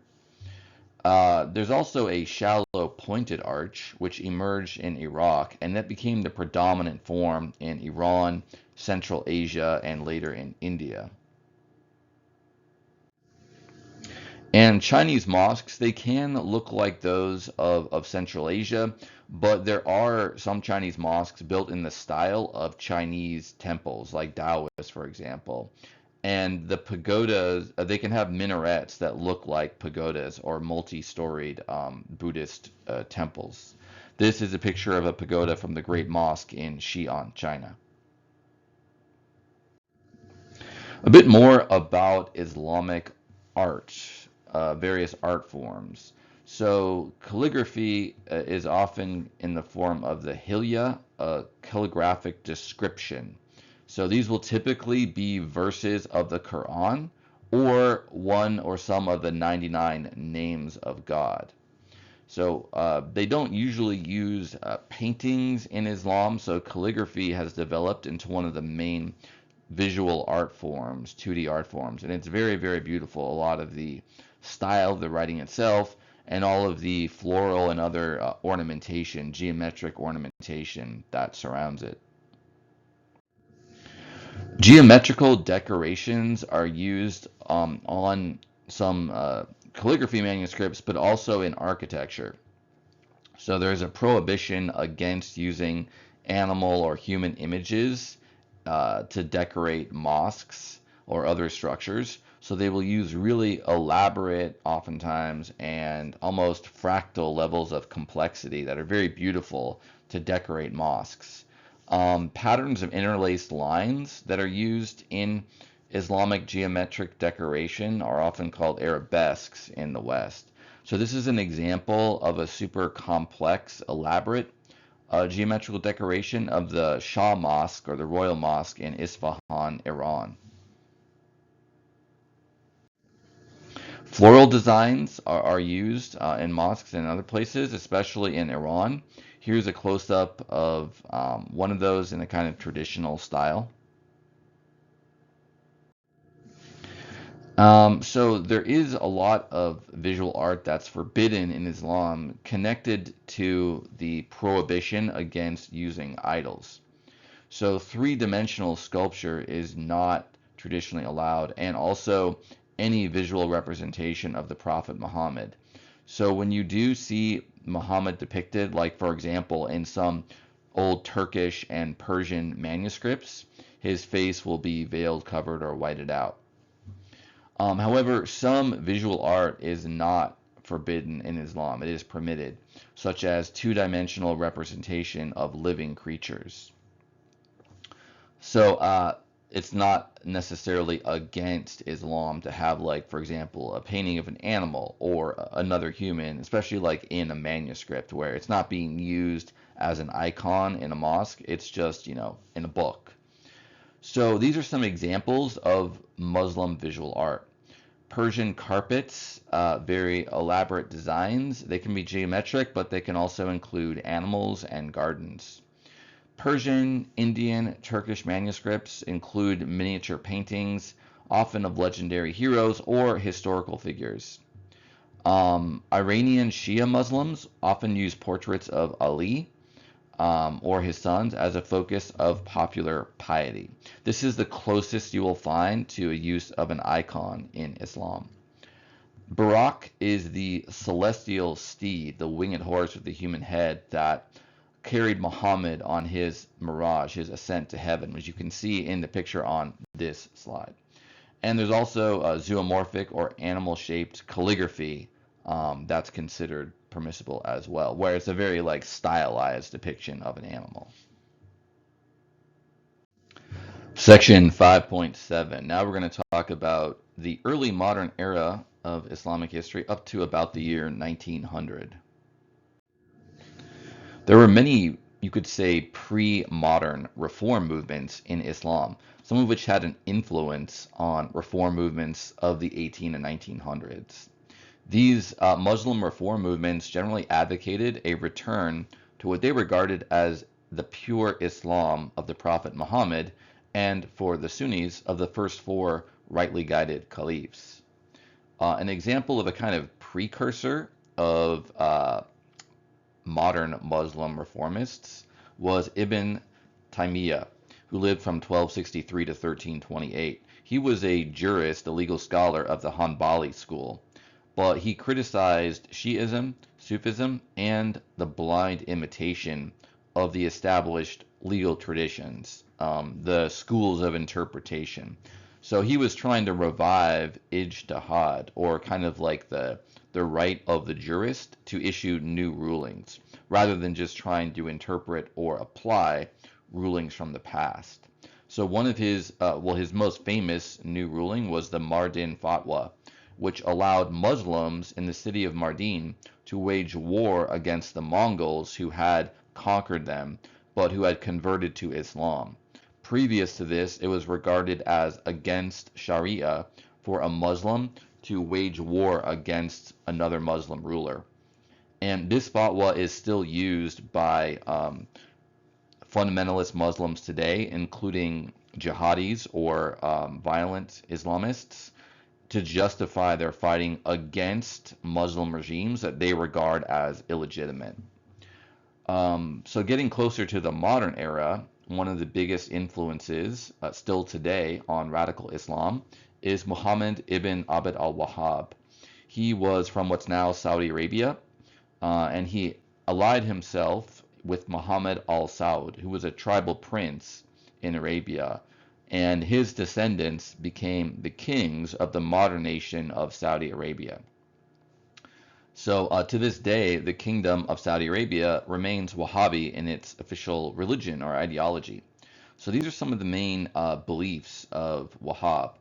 He advocated for a direct relationship between the worshiper and God, rather than, for example, veneration of saints. He regarded veneration of the Prophet Muhammad and various Sufi or other Muslim saints as a form of idolatry. So he's trying to put the focus more just on worshiping Allah. He advocated for the destruction of the black stone of the Kaaba. This is pretty radical, because that black stone had been there since before the time of Muhammad. He also destroyed the prophet's tomb in the city of Medina and the tombs of the companions of the prophet. These were basically sites of pilgrimage for a lot of pious Muslims. So this would be also kind of shocking or radical for other Muslims. So how to understand this from the perspective of Wahhab? Well, the idea of the tomb where you go to remember the prophet or other famous people in the early history of Islam, from the perspective of Wahhab, this is idolatry. This is worshiping or revering something else other than God. And you can see a Wahhabist to this day, they'll often destroy historical sites associated with Islam or with some other religion like Buddhism or Christianity or whatever, because they don't want them to be focuses, sites where people can practice what they regard as idolatry. He also attacked Shia sacred cities, Najaf and Karbala, massacred the inhabitants, and destroyed shrines to Ali and Hussain. And he also destroyed various tombs and shrines of Sufi saints in Arabia. So many modern Muslim terrorist groups are influenced by Wahhabism, such as the Taliban in Afghanistan, Al-Qaeda, and ISIS, or the Islamic State. Jihad is the concept of holy war. Literally, it means struggle. This is not just a modern phenomenon. This is part of Islam. Muslims do have a duty to engage in holy war against unbelievers. The goal is to spread the religion throughout the world. But there's both an inner jihad and an outer jihad. The inner jihad or struggle is to make oneself more Islamic, more of a good Muslim. The outer jihad is the warfare against unbelievers. So the reason why we're bringing this up in the modern section is because in the last couple hundred years, there's been a kind of revival of the practice and kind of like a reinterpretation, arguably, within Islam. In the 1800s, some of the main jihadis were Sufis. They arose in the 19th century in response to Wahhabism, which had been attacking Sufis in Arabia, but also as a reaction against European colonialism. A lot of colonial powers like France had gained political power over a lot of Muslim lands by this time. So an example is Usman Dan Fodio, who established a caliphate in Nigeria, in West Africa. Another example is Muhammad al-Sanusi, who founded the Sanusi movement in Libya. And there was also probably the most famous one, at least in the West, is Muhammad Ahmad al-Mahdi, who led the Mahdi rebellion in Sudan against the British from 1881 to 1889. He established an Islamic state with strict Sharia. So there was an ideology of these Sufi jihadis of violent struggle, both against what they saw as the internal decadence of Islam, but also against the European colonial powers. And a lot of these Sufi jihadis, they advocated a revival of ijtihad. The significance of this is it gives more power to modern jurists to practice jurisprudence, to make new rulings, to not just follow all of the conservative traditions of the Sunni legal schools, but to kind of look at Sharia afresh and to give a new attempt to apply it to the modern era. And so you'll see with a lot of more radical Muslim groups today, they often have that idea of ijtihad is not closed, it's still open, so we can kind of make new legal rulings, new legal interpretations. Whereas there's other types of conservative Muslims who are more traditionalists. They would align with that older view that no, ijtihad is closed. We're just going to try to apply and interpret the previous rulings of older jurists. So some of the lasting influence of these Sufi jihadis. Nowadays, most of the jihadi groups are not Sufi, unlike in the 1800s. But like, for example, in North Africa, there were a bunch of Sufi sheikhs who helped spearhead the struggle for independence from France and Italy and other colonial powers. And those nations are still independent today. Abd el-Qadir was a Sufi sheikh in Algeria, and he played an important role in the campaign for Algerian independence from France, for example. King Muhammad V was a Sufi sheikh in Morocco, and he helped negotiate for Morocco's independence from France in 1956. And Idris I was the grandson of al-Sanusi. He ruled Libya as king from its independence in 1951 until a revolution deposed him in 1969. There's another type of Islam called Ahmadiyya that emerged in the 1800s from the followers of Mirza Ghulam Ahmad, who lived from 1835 to 1908. He was a Muslim from the Punjab in what's now India/Pakistan, and he wrote extensive commentaries on the Quran. He gathered a bunch of followers who eventually regarded him as a prophet, and they formally paid him homage as such in 1889. They also gave him the title of Mujaddid, or the Renewer. There's a general belief in Islam that each century of the religion has someone basically sent by God to help renew the faith. His followers regard him as the Mujaddid of the 14th century of Islam. But he was also connected to the prophecies of a lot of other religions by his followers. So they regard him as the Mahdi of Shia Islam, someone basically who will help renew and revive the faith, help guide people, as we approach the day of judgment. Also, the 10th incarnation of Vishnu, as expected by Hindus, and as the returned Messiah of Christianity. So you can see these references to other religions, especially, could be regarded as very strange or aberrant by a lot of other Muslims. The Ahmadiyya Muslims also have an interesting view of Jesus. Like other Muslims, they believe Jesus did not die on the cross, but in their view, he went to Afghanistan in search of the 10 lost tribes of Israel, and he's actually buried in Srinagar in Kashmir in India. So followers of Ahmad are called Ahmadis. There's around 10 million of them worldwide. The largest concentration, 4 million, is in the nation of Pakistan, which is where basically the movement began. So they also have this notion of the Khilafat al-Masih, or the succession of the Messiah. So after Ahmad died, there is a succession of people who have the authority to lead the community of Ahmadis. This is chosen by election, but since the year 1914, it's always stayed within Ahmad's family. So Ahmadis, even though they regard themselves as Muslims, many other Muslims do not so regard them.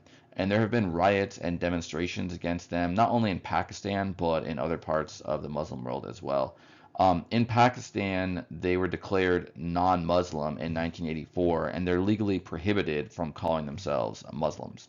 But they still do believe in the Quran and the Prophet Muhammad and so on. They just have some of these other additional views that make them much different from other Muslims.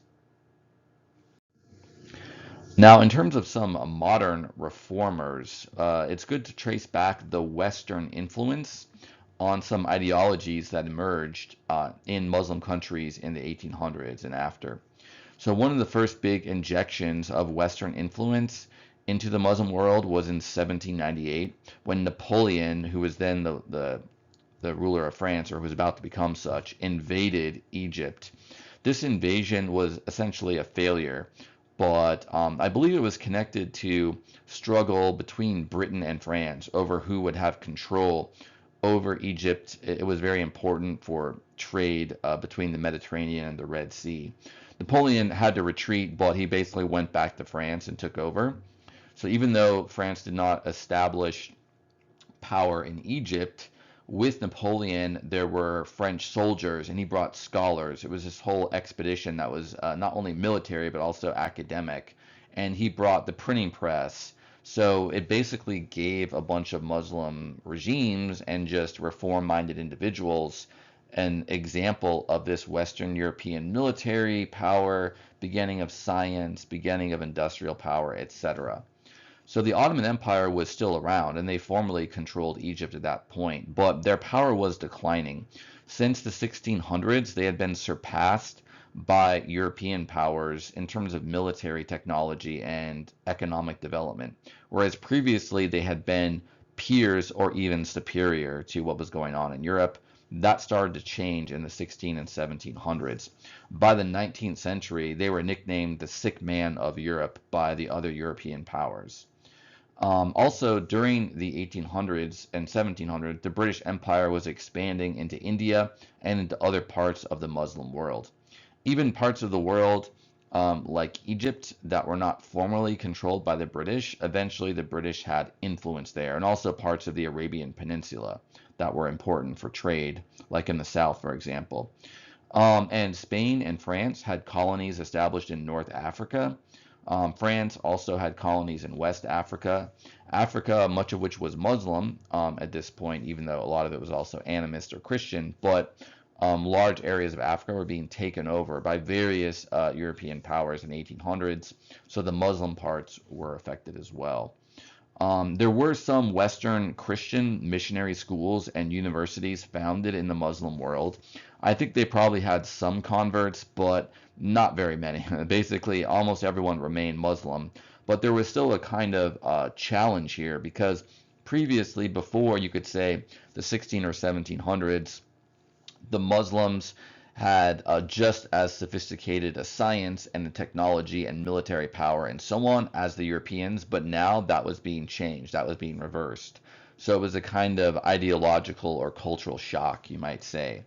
In Egypt, there was an Arab intellectual renaissance, and a lot of these people were actually influenced by ideas of the European Enlightenment, which emphasized reason and secular government of society and science, and also by the Romantic movement, especially nationalism, or the notion of this spirit that would unite a people, and that modern government should be based on nations, like linguistic communities who had a common language, had a common culture.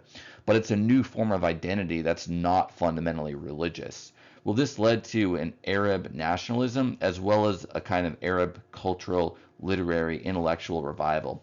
Many of the people behind it were not Muslim. A lot of Syrians and Lebanese Christians were the ones spearheading the movement, although a lot of the supporters were Arab Muslims. And so they were emphasizing their Arab language and cultural identity over their religious identity. This was a very prominent ideology in the Arab world from the late 18 to the mid to late 1900s. Shifting over to India or South Asia, there was a Muslim dynasty known as the Mughals who controlled most of South Asia before the British took over. The founder of the dynasty was Babur, and his grandson Akbar is also one of the most famous Mughal emperors. Some of the Mughal emperors came into conflict with non-Muslims, like with Sikhs. Akbar was someone who was very tolerant of other religions and even sponsored a religious dialogue.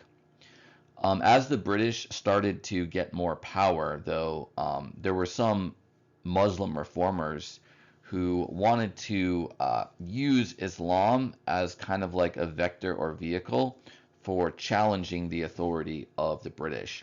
The British, though, really started to establish themselves in India in the 17 and 1800s, and before them there had been other calls to reform within Indian Islam. Ahmad Sirhindi lived between 1564 to 1624. He called for a return to Sharia or Muslim law, and he condemned Ibn Arabi and other Sufis.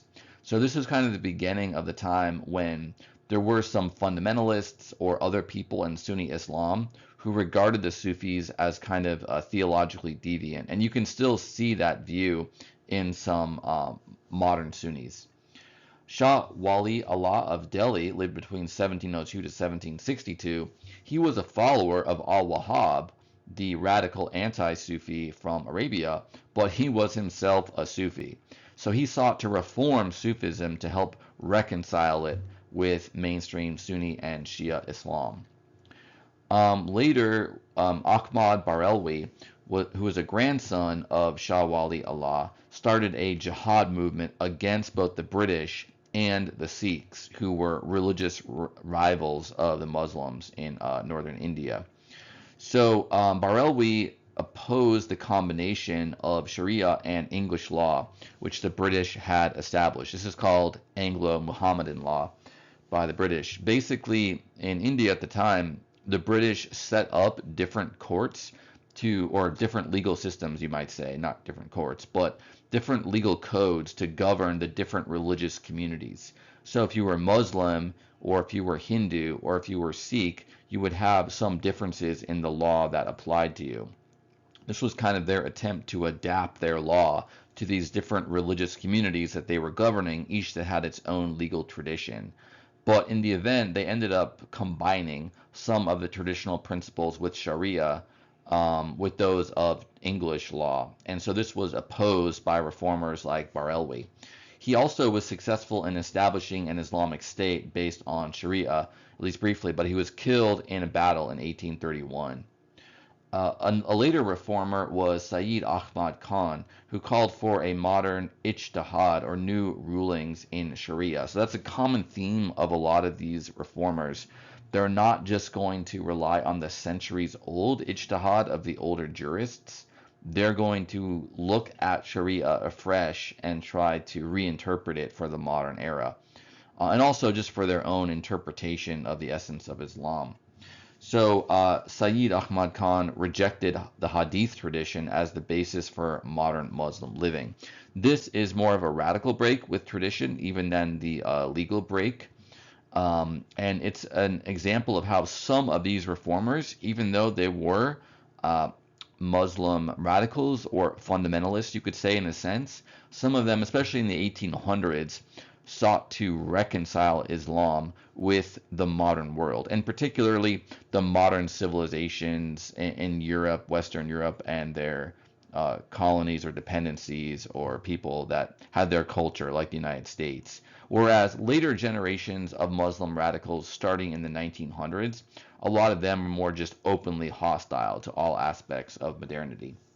But another example of the more open to modernity reformers was Muhammad Iqbal. He regarded Western science and philosophy as part of the Islamic heritage. The thinking here is probably that the medieval Western philosophers had been inspired a lot by Muslim medieval philosophers like Averroes and Avicenna. And so you can trace their intellectual heritage, you might say, back to Muslim philosophy. And he also called for a, quote, reconstruction of religious thought in Islam, unquote. Section 5.8, Islam Today. This is going to focus on the history of Islam since around 1900.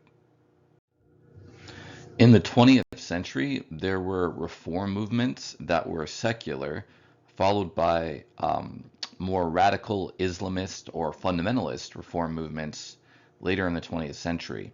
So there's this interesting dynamic or interplay between the different types of Muslim reform movements in the 18 and 1900s. The early reformers of the 1800s often sought to reconcile liberal modernism with traditional Islam. Later generations of reformers were either secularist, so like Arab nationalist, for example, or Turkish nationalist, and where they really emphasized the nationalism and not really the religion at all. Or there were other groups of reformers, especially starting in the 1920s and after, that were illiberal and anti-modernist and generally anti-Western. The secular reformers were more commonly trying to imitate Western nation states and apply them to the Muslim world, whereas the illiberal and anti-modernists just rejected a lot of areas of modern Western cultures. An example of the reformers who were less liberal were the Salafis. They sought to emulate the example of the pious forebears, which is where they get their name from, al-Salaf, al-Salih. So they, on the one hand, are rejecting some aspects of traditional or conventional Muslim jurisprudence. Their jurists are generally still members of one of the traditional Sunni schools, but they believe in ijtihad or new rulings. And they also have various other criticisms of modern Western cultures, but also some aspects of Muslim traditions that were kind of built up over the centuries, but what they regard as not really based on the Quran or the Hadith. So this is basically a form of Muslim fundamentalism, trying to get back to the fundamentals or the roots of the religion. The Salafis are. An example of a secular reformer in Turkey is Mustafa Kemal Ataturk. He was the founder of the modern Republic of Turkey in 1923, which was the successor state to the Ottoman Empire. Previously, the Ottomans had dominated much of the Muslim world. At their height, they ruled a lot of southeastern Europe, also North Africa, Arabia, what's now Iraq, etc. And they controlled the Muslim Holy Land in Mecca and Medina, for example. But their power really started to decline in the 1800s. By the early 1900s, they decided to take part in the First World War. They allied with Germany and Austria. They ended up losing the war. They were already under pressure in a lot of their lands from European colonialists or imperialists, you might say, especially Britain and France. But after their defeat in the First World War, a lot of their territories were just taken away by Britain and France and basically made into colonies or dependencies of those European powers. This led to a kind of revolution in the heartland of the Ottoman Empire in what's now Turkey, and they established a new government. Ataturk did. So he abolished the caliphate. He also banned Sufi orders, dissolved a lot of Islamic religious institutions. He replaced the Arabic alphabet for the Turkish language with the Roman alphabet. He banned wearing the fez, which was a type of hat associated with Muslim piety in Turkey at the time.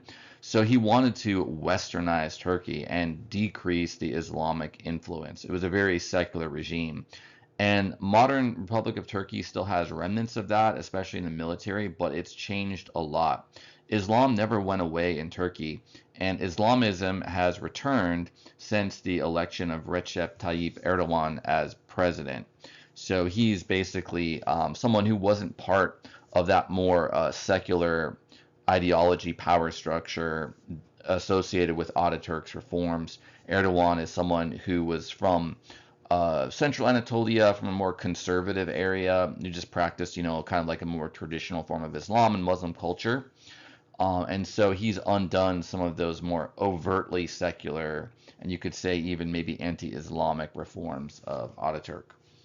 In Egypt, Gamal Abdel Nasser, who was a military officer, led a socialist revolution against the Egyptian monarchy in 1952. So a lot of the socialists at the time in the Arab world were also very nationalists.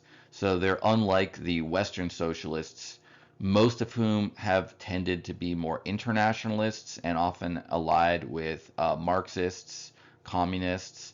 But a lot of the socialists in the Arab world in the mid-20th century were more nationalist. So he was an Arab nationalist, and he was initially somewhat influenced by the Muslim Brotherhood, but because he was more of an Arab nationalist than an Islamist, he ended up becoming enemies of them. And once he got power, he imprisoned, exiled, and executed leaders of the Brotherhood. The Muslim Brotherhood was the main Islamist organization in Egypt. It still is. In the 20th century, the more early forms of reformers that were liberal and modernist were replaced by more radical, more fundamentalist, more anti-liberal, and anti-modernist movements. Mohammad Rashid Rida, who lived from 1865 to 1935, was an early theorist who influenced some of these later forms of Muslim fundamentalism. He argued for the establishment of an Islamic state ruled by a council of jurists or experts in Sharia. This was the basic blueprint followed in 1979 by the Iranian Revolution. Rida recognized Arab nationalism but subordinated it to Islamism, i.e. fundamentalist or radical Islam, and basically regarding your Muslim identity as being more important than your national identity. The Muslim Brotherhood was an Egyptian organization founded by Hussain al-Banna, and, well, it still exists. It aims to Islamize Egyptian society through establishing schools, banks, co-ops, and clinics, creating an alternate cultural and social ecosystem that's independent of the secular, military-dominated regime. The successors to al-Banna argued for jihad against the largely secular regime of Egypt. Sayyid Qutb, who lived from 1906 to 1966, was a member of the Muslim Brotherhood who had a huge ideological influence on other Muslim radicals, including of other countries. He was a staunch critic of Western decadence, such as sexual impropriety. He influenced the later development of violent Islamism. He wrote extensive commentaries on the Quran. He ended up being executed by the Egyptian regime. and part of their crackdown against the Muslim Brotherhood. But his death inspired many other Islamists to martyrdom. The Islamic Society started in 1941 in India, British India or South Asia, by Maulana Sayyid Abu al-Allah Madudi. So they were committed to pan-Islamic unity, but they focus on the situation of Indian, or you would say South Asian Muslims. One of the ideas of the Islamic Society is theodemocracy, or you could call theodemocracy. In other words, having a kind of democratic government, but one that's based on Quranic principles. So a kind of integration of democracy with religious principles, specifically those of consultation or shura and Sharia or Islamic law. There have been other Islamists who oppose democracy, but some think that it is compatible with Islamism. So many of these Islamists are critical of Western values, such as unchecked rampant capitalism or excessive materialism, also of liberalism like excessive personal liberty, excessive democracy, or at least the liberal form of democracy they would reject, feminism, sexual promiscuity, etc.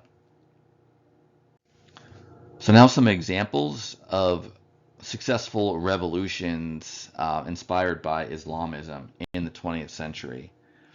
Ghaffar Muhammad el-Nimeri established Sharia in Sudan in 1969 after a military coup. In the long run, this led to a conflict between the north of the country, which was majority Muslim, and the south, which is Christian and animist. This broke out eventually into civil war, and South Sudan eventually became an independent country. In Pakistan, General Muhammad Zia-ul-Haq introduced Sharia in 1977, although this later led to violent conflicts. The Islamic or Iranian Revolution in 1979 was led by Imam Ruhollah Khomeini, and this was one of the first major successful Islamist revolutions. Deposed the secular ruler, the king or Shah of Iran, Reza Pahlavi, and it led to the imposition of a form of Shia Islamic government. Supreme authority is given to the Ayatollah, or the sign of God, in Iran. And Islamists have often worked against various authoritarian regimes in Muslim nations. Many of those earlier authoritarian regimes were Arab nationalists or other types of nationalists, or just secular monarchs of different kinds, or they might be nominally Muslim, but they don't really put the ideology of Islam or fundamentalist Islam quite as front and center as the Islamists would like. It's interesting because a lot of times Islamists can work through democratic movements. In the West, people often think of democracy or political participation of large numbers of people as being different from Islamism or traditional religiosity. They tend to think of democratic movements as more secularly or anti-religious, but that's not the way it is in a lot of the Muslim world, because the majority of people in a lot of Arab countries are very devout, very Muslim, and a large chunk of the population may be Islamist as well, i.e. supporting a Muslim government. So for example, in the Arab Spring in 2011, there were a lot of protests against authoritarian regimes throughout the Arab world, but many of these were Islamist in nature, or a lot of the people engaged in the protests. Not all, some of them are more Western-leaning reformers, but there were also large portions of the population that supported Islamist political parties or organizations, like the Muslim Brotherhood, for example. Speaking of, Mohammed Morsi was the Muslim Brotherhood leader elected president of Egypt in 2012 after the Arab Spring, but he was deposed by the Egyptian military in 2013. The Egyptian military has had a long history of conflict with the Brotherhood, and their origins, their foundations are more secular and nationalistic, and so they still will sometimes react against the more overt types of Islamism present in the country. And ISIS, or the Islamic State in Iraq and Syria, and other jihadi groups are also vectors for Islamism throughout the Muslim world. Like another example would be Boko Haram in West Africa. There's also a new history of Islam in Western Europe. There's been large-scale Muslim migration to Western Europe in the 20th century. Many Muslims from former colonies of Western nations, like Algerians migrating to France, but there's also been migration just from other nations near Europe. So some examples of this: in France, there's large numbers of Muslims from North Africa and West Africa, large parts of which used to be colonies of France. In Britain, there are large numbers of Muslims from Pakistan and some from Bangladesh as well who've migrated to the British Isles. Germany and the Netherlands have had large groups of Muslims from Turkey and from the Central Asian Turkish republics, which used to be part of the Soviet Union. And Austria has had large numbers of Muslims from Bosnia migrate. So there were waves of Muslim migration to Europe after the Islamic Revolution in 1979, the Lebanese Civil War from 1975 to 1990, more recently the U.S. invasion of Iraq in the early 2000s, the Second Iraq War, and also the Syrian Civil War from 2011 to the present have been very disruptive. A lot of communities have fled the violence, and a lot of them have migrated to Europe. Many of the Muslims in Europe face discrimination, and many of them have not assimilated to European culture, which sets the stage for continued conflict. Some Europeans have converted to Islam, but most Europeans remain secular or nominally Christian, as well as a small fringe, you might say, of actively practicing Christians. In 2023, many European cities faced violent protests by pro-Hamas protesters, many of which were Muslim, many of them Muslim immigrants. And so there could be a continuing tension between these Muslim immigrants to Europe and kind of like the mainstream host cultures or governments, you might say. Islam does have a long history in North America, but it was relatively small in numbers until the 20th century. There were probably some Spanish Muslims who migrated to the Spanish colonies in America starting in the 15 and 1600s, but they would have been a relative minority compared to the vast majority who would have been Catholics. In terms of African Americans, it's estimated that about 20% of African slaves that were exported to the Americas in the 16th and 17th centuries were originally Muslim, but they basically lost their religion after they were forcibly taken away from Africa to the Americas. The majority of slaves from Senegal, Nigeria, and Western Sudan were Muslim, for example. But most of the slaves were animist, and they too largely lost their religion. They were mostly, both the Muslims and the animists were mostly converted to different types of Christianity depending on where they were taken. Later on, African American Muslims sometimes refer to themselves as Bilalians, after Bilal, who was an African ethnicity companion of Muhammad. So there's also a separate movement called the Nation of Islam that started in the Detroit area of the United States in the 1900s. The founder of this movement was Elijah Muhammad, who was born Elijah Poole, but he identified as a Muslim because he regarded Islam as the original religion of American blacks before they were deported to North America. Historically speaking, this isn't exactly true, except for a fraction or a minority of the blacks who were enslaved and taken to North America, although there were some that had been Muslim previously. Also, the Nation of Islam, they do have some beliefs in common with other Muslims, especially after the death of Elijah Muhammad. His successors tried to integrate the Nation of Islam a bit more into mainstream Sunni Islam, but the Nation of Islam has a lot of other really distinctive beliefs you don't find among other Muslims. So, for example, they think that white people are inferior to blacks, and that white people were like a creation of an ancient black scientist, but that they're kind of this inherently evil race, for example. Whereas mainstream Islam is more emphasizing the equality of people regardless of their race. Muslim immigrants have come to North America from many countries. From the Middle East, for example, large groups from Syria and Lebanon were some of the first to come over. and then from South Asia, Pakistan, India, and Bangladesh. The number of Muslim immigrants wasn't so big until after the Second World War when it started to increase, especially like in the last 60 years or so. Exact numbers are hard to come by in part because the United States Census doesn't include questions asking for religious identity, but most estimates are around 6 to 7 million Muslims in the United States and around 1 million in Canada. Many Muslims are also recent immigrants who retain their traditional norms surrounding gender, sexuality, etc. So one thing that you can observe, for example, is a lot of Muslims in the United States will vote Democrat, but they may disagree with more progressive or leftist Democrats about issues of feminism, transgender, etc.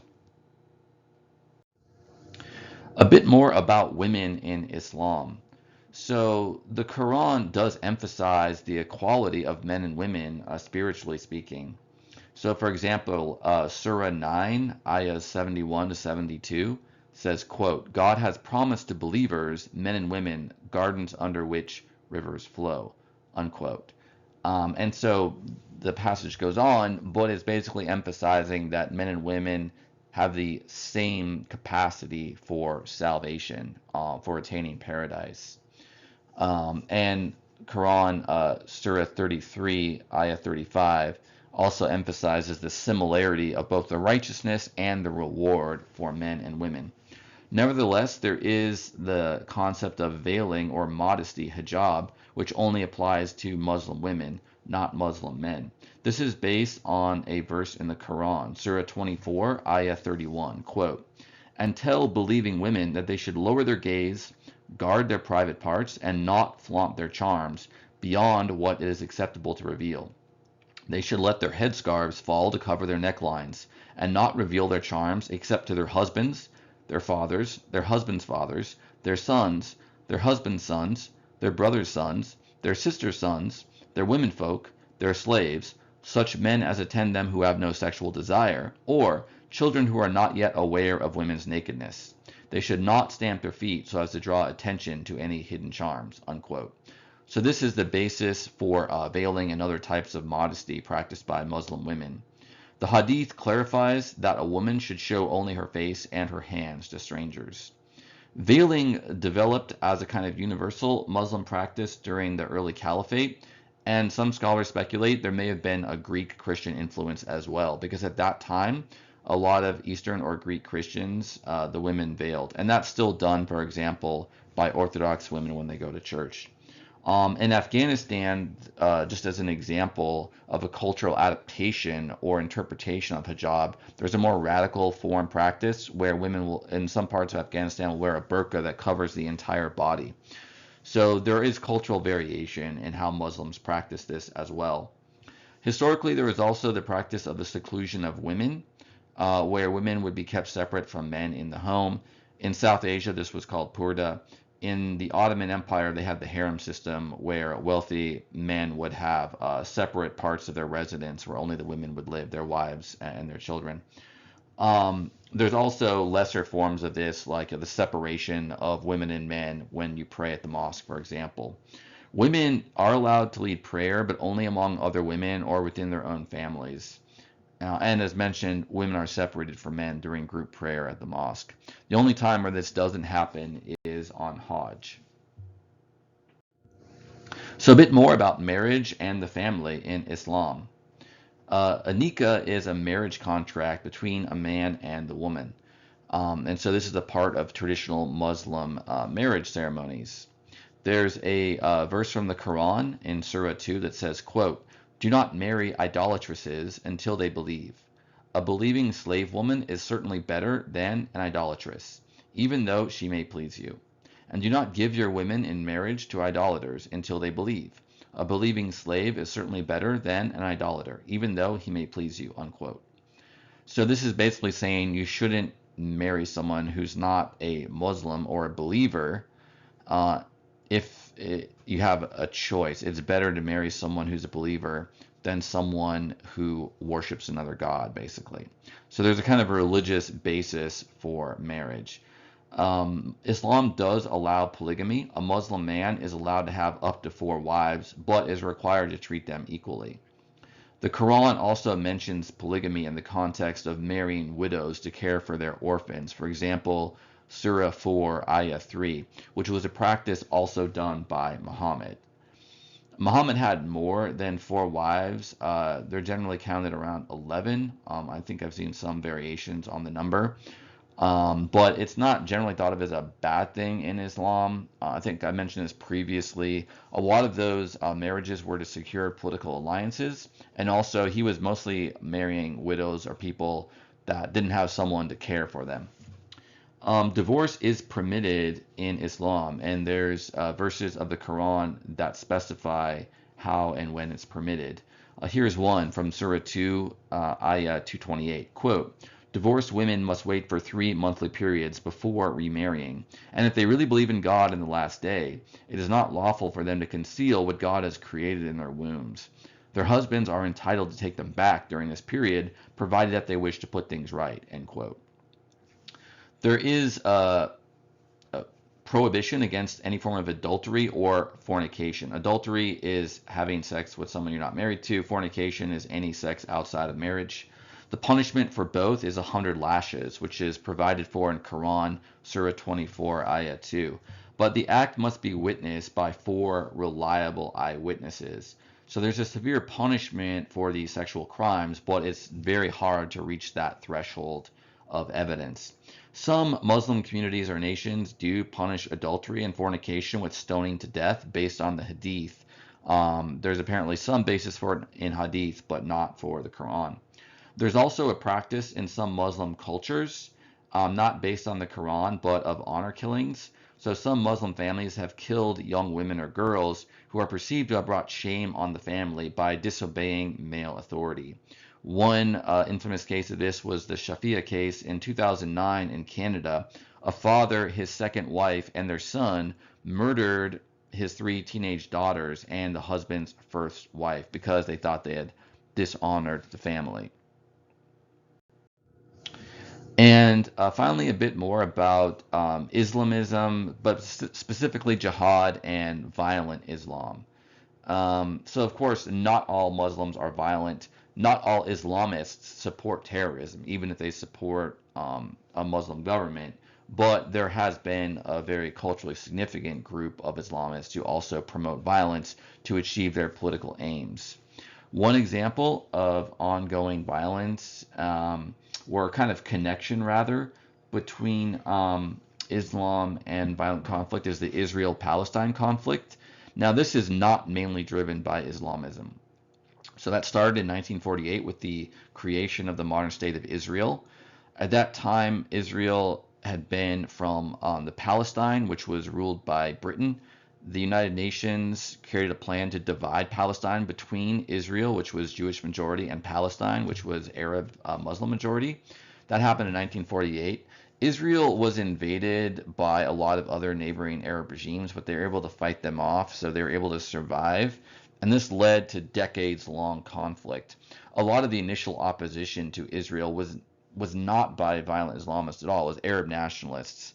So, for example, Fatah in the West Bank, they're an Arab nationalist organization in terms of their original ideology.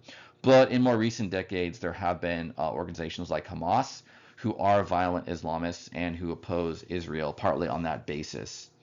The Iranian Revolution in 1979 was another important event for Islamism, and there was some violence associated with the revolution itself, but also the regime in Iran has supported a lot of Islamist terrorist groups throughout the Muslim world. In 1979, the Soviet Union invaded Afghanistan and tried to set up a communist regime there. There were a group of mujahideen or jihadis who fought against the Soviet Union, and they were given military and financial support by the United States, by the CIA. So perhaps unwittingly, the CIA and the US really helped fund and create the modern jihadi movement through their intervention in Afghanistan. Muslims from around the world came to volunteer to fight in Afghanistan. They got training and equipment. The jihadis were eventually successful at overthrowing the Soviet-established regime in Afghanistan, and they later created the Taliban state, although there was a continuing civil war with some other factions as well. Later, the United States invaded Afghanistan in 2001 and tried to eliminate the Taliban, but failed.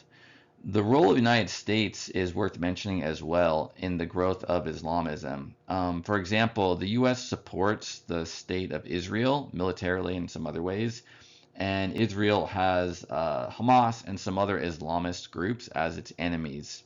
So it's not that the United States is the cause of all of the jihadis or Islamic violence. They have their own ideology, but the U.S. is often involved in fighting them, and arguably, this is controversial, but may not be helpful in all of its interventions in the Middle East in terms of triggering violent Islamist responses, shall we say. So the U.S. supported the Shah of Iran and opposed the Islamic Revolution. The U.S. funded and supported the Mujahideen in Afghanistan in the 1980s, as previously mentioned. The U.S. initially supported Saddam Hussein in the 1980s because they had a common enemy in Iran. But they turned against Hussein in the 1990s and fought a couple of wars against him. This also led to a lot of instability in Iraq and other parts of the Middle East, which did indirectly help the growth of ISIS and some other violent Islamist groups in the region. The U.S. supports Saudi Arabia and several other Arab regimes. Saudi Arabia is a Wahhabist regime, and so the U.S. has been indirectly supporting Wahhabism in that regard.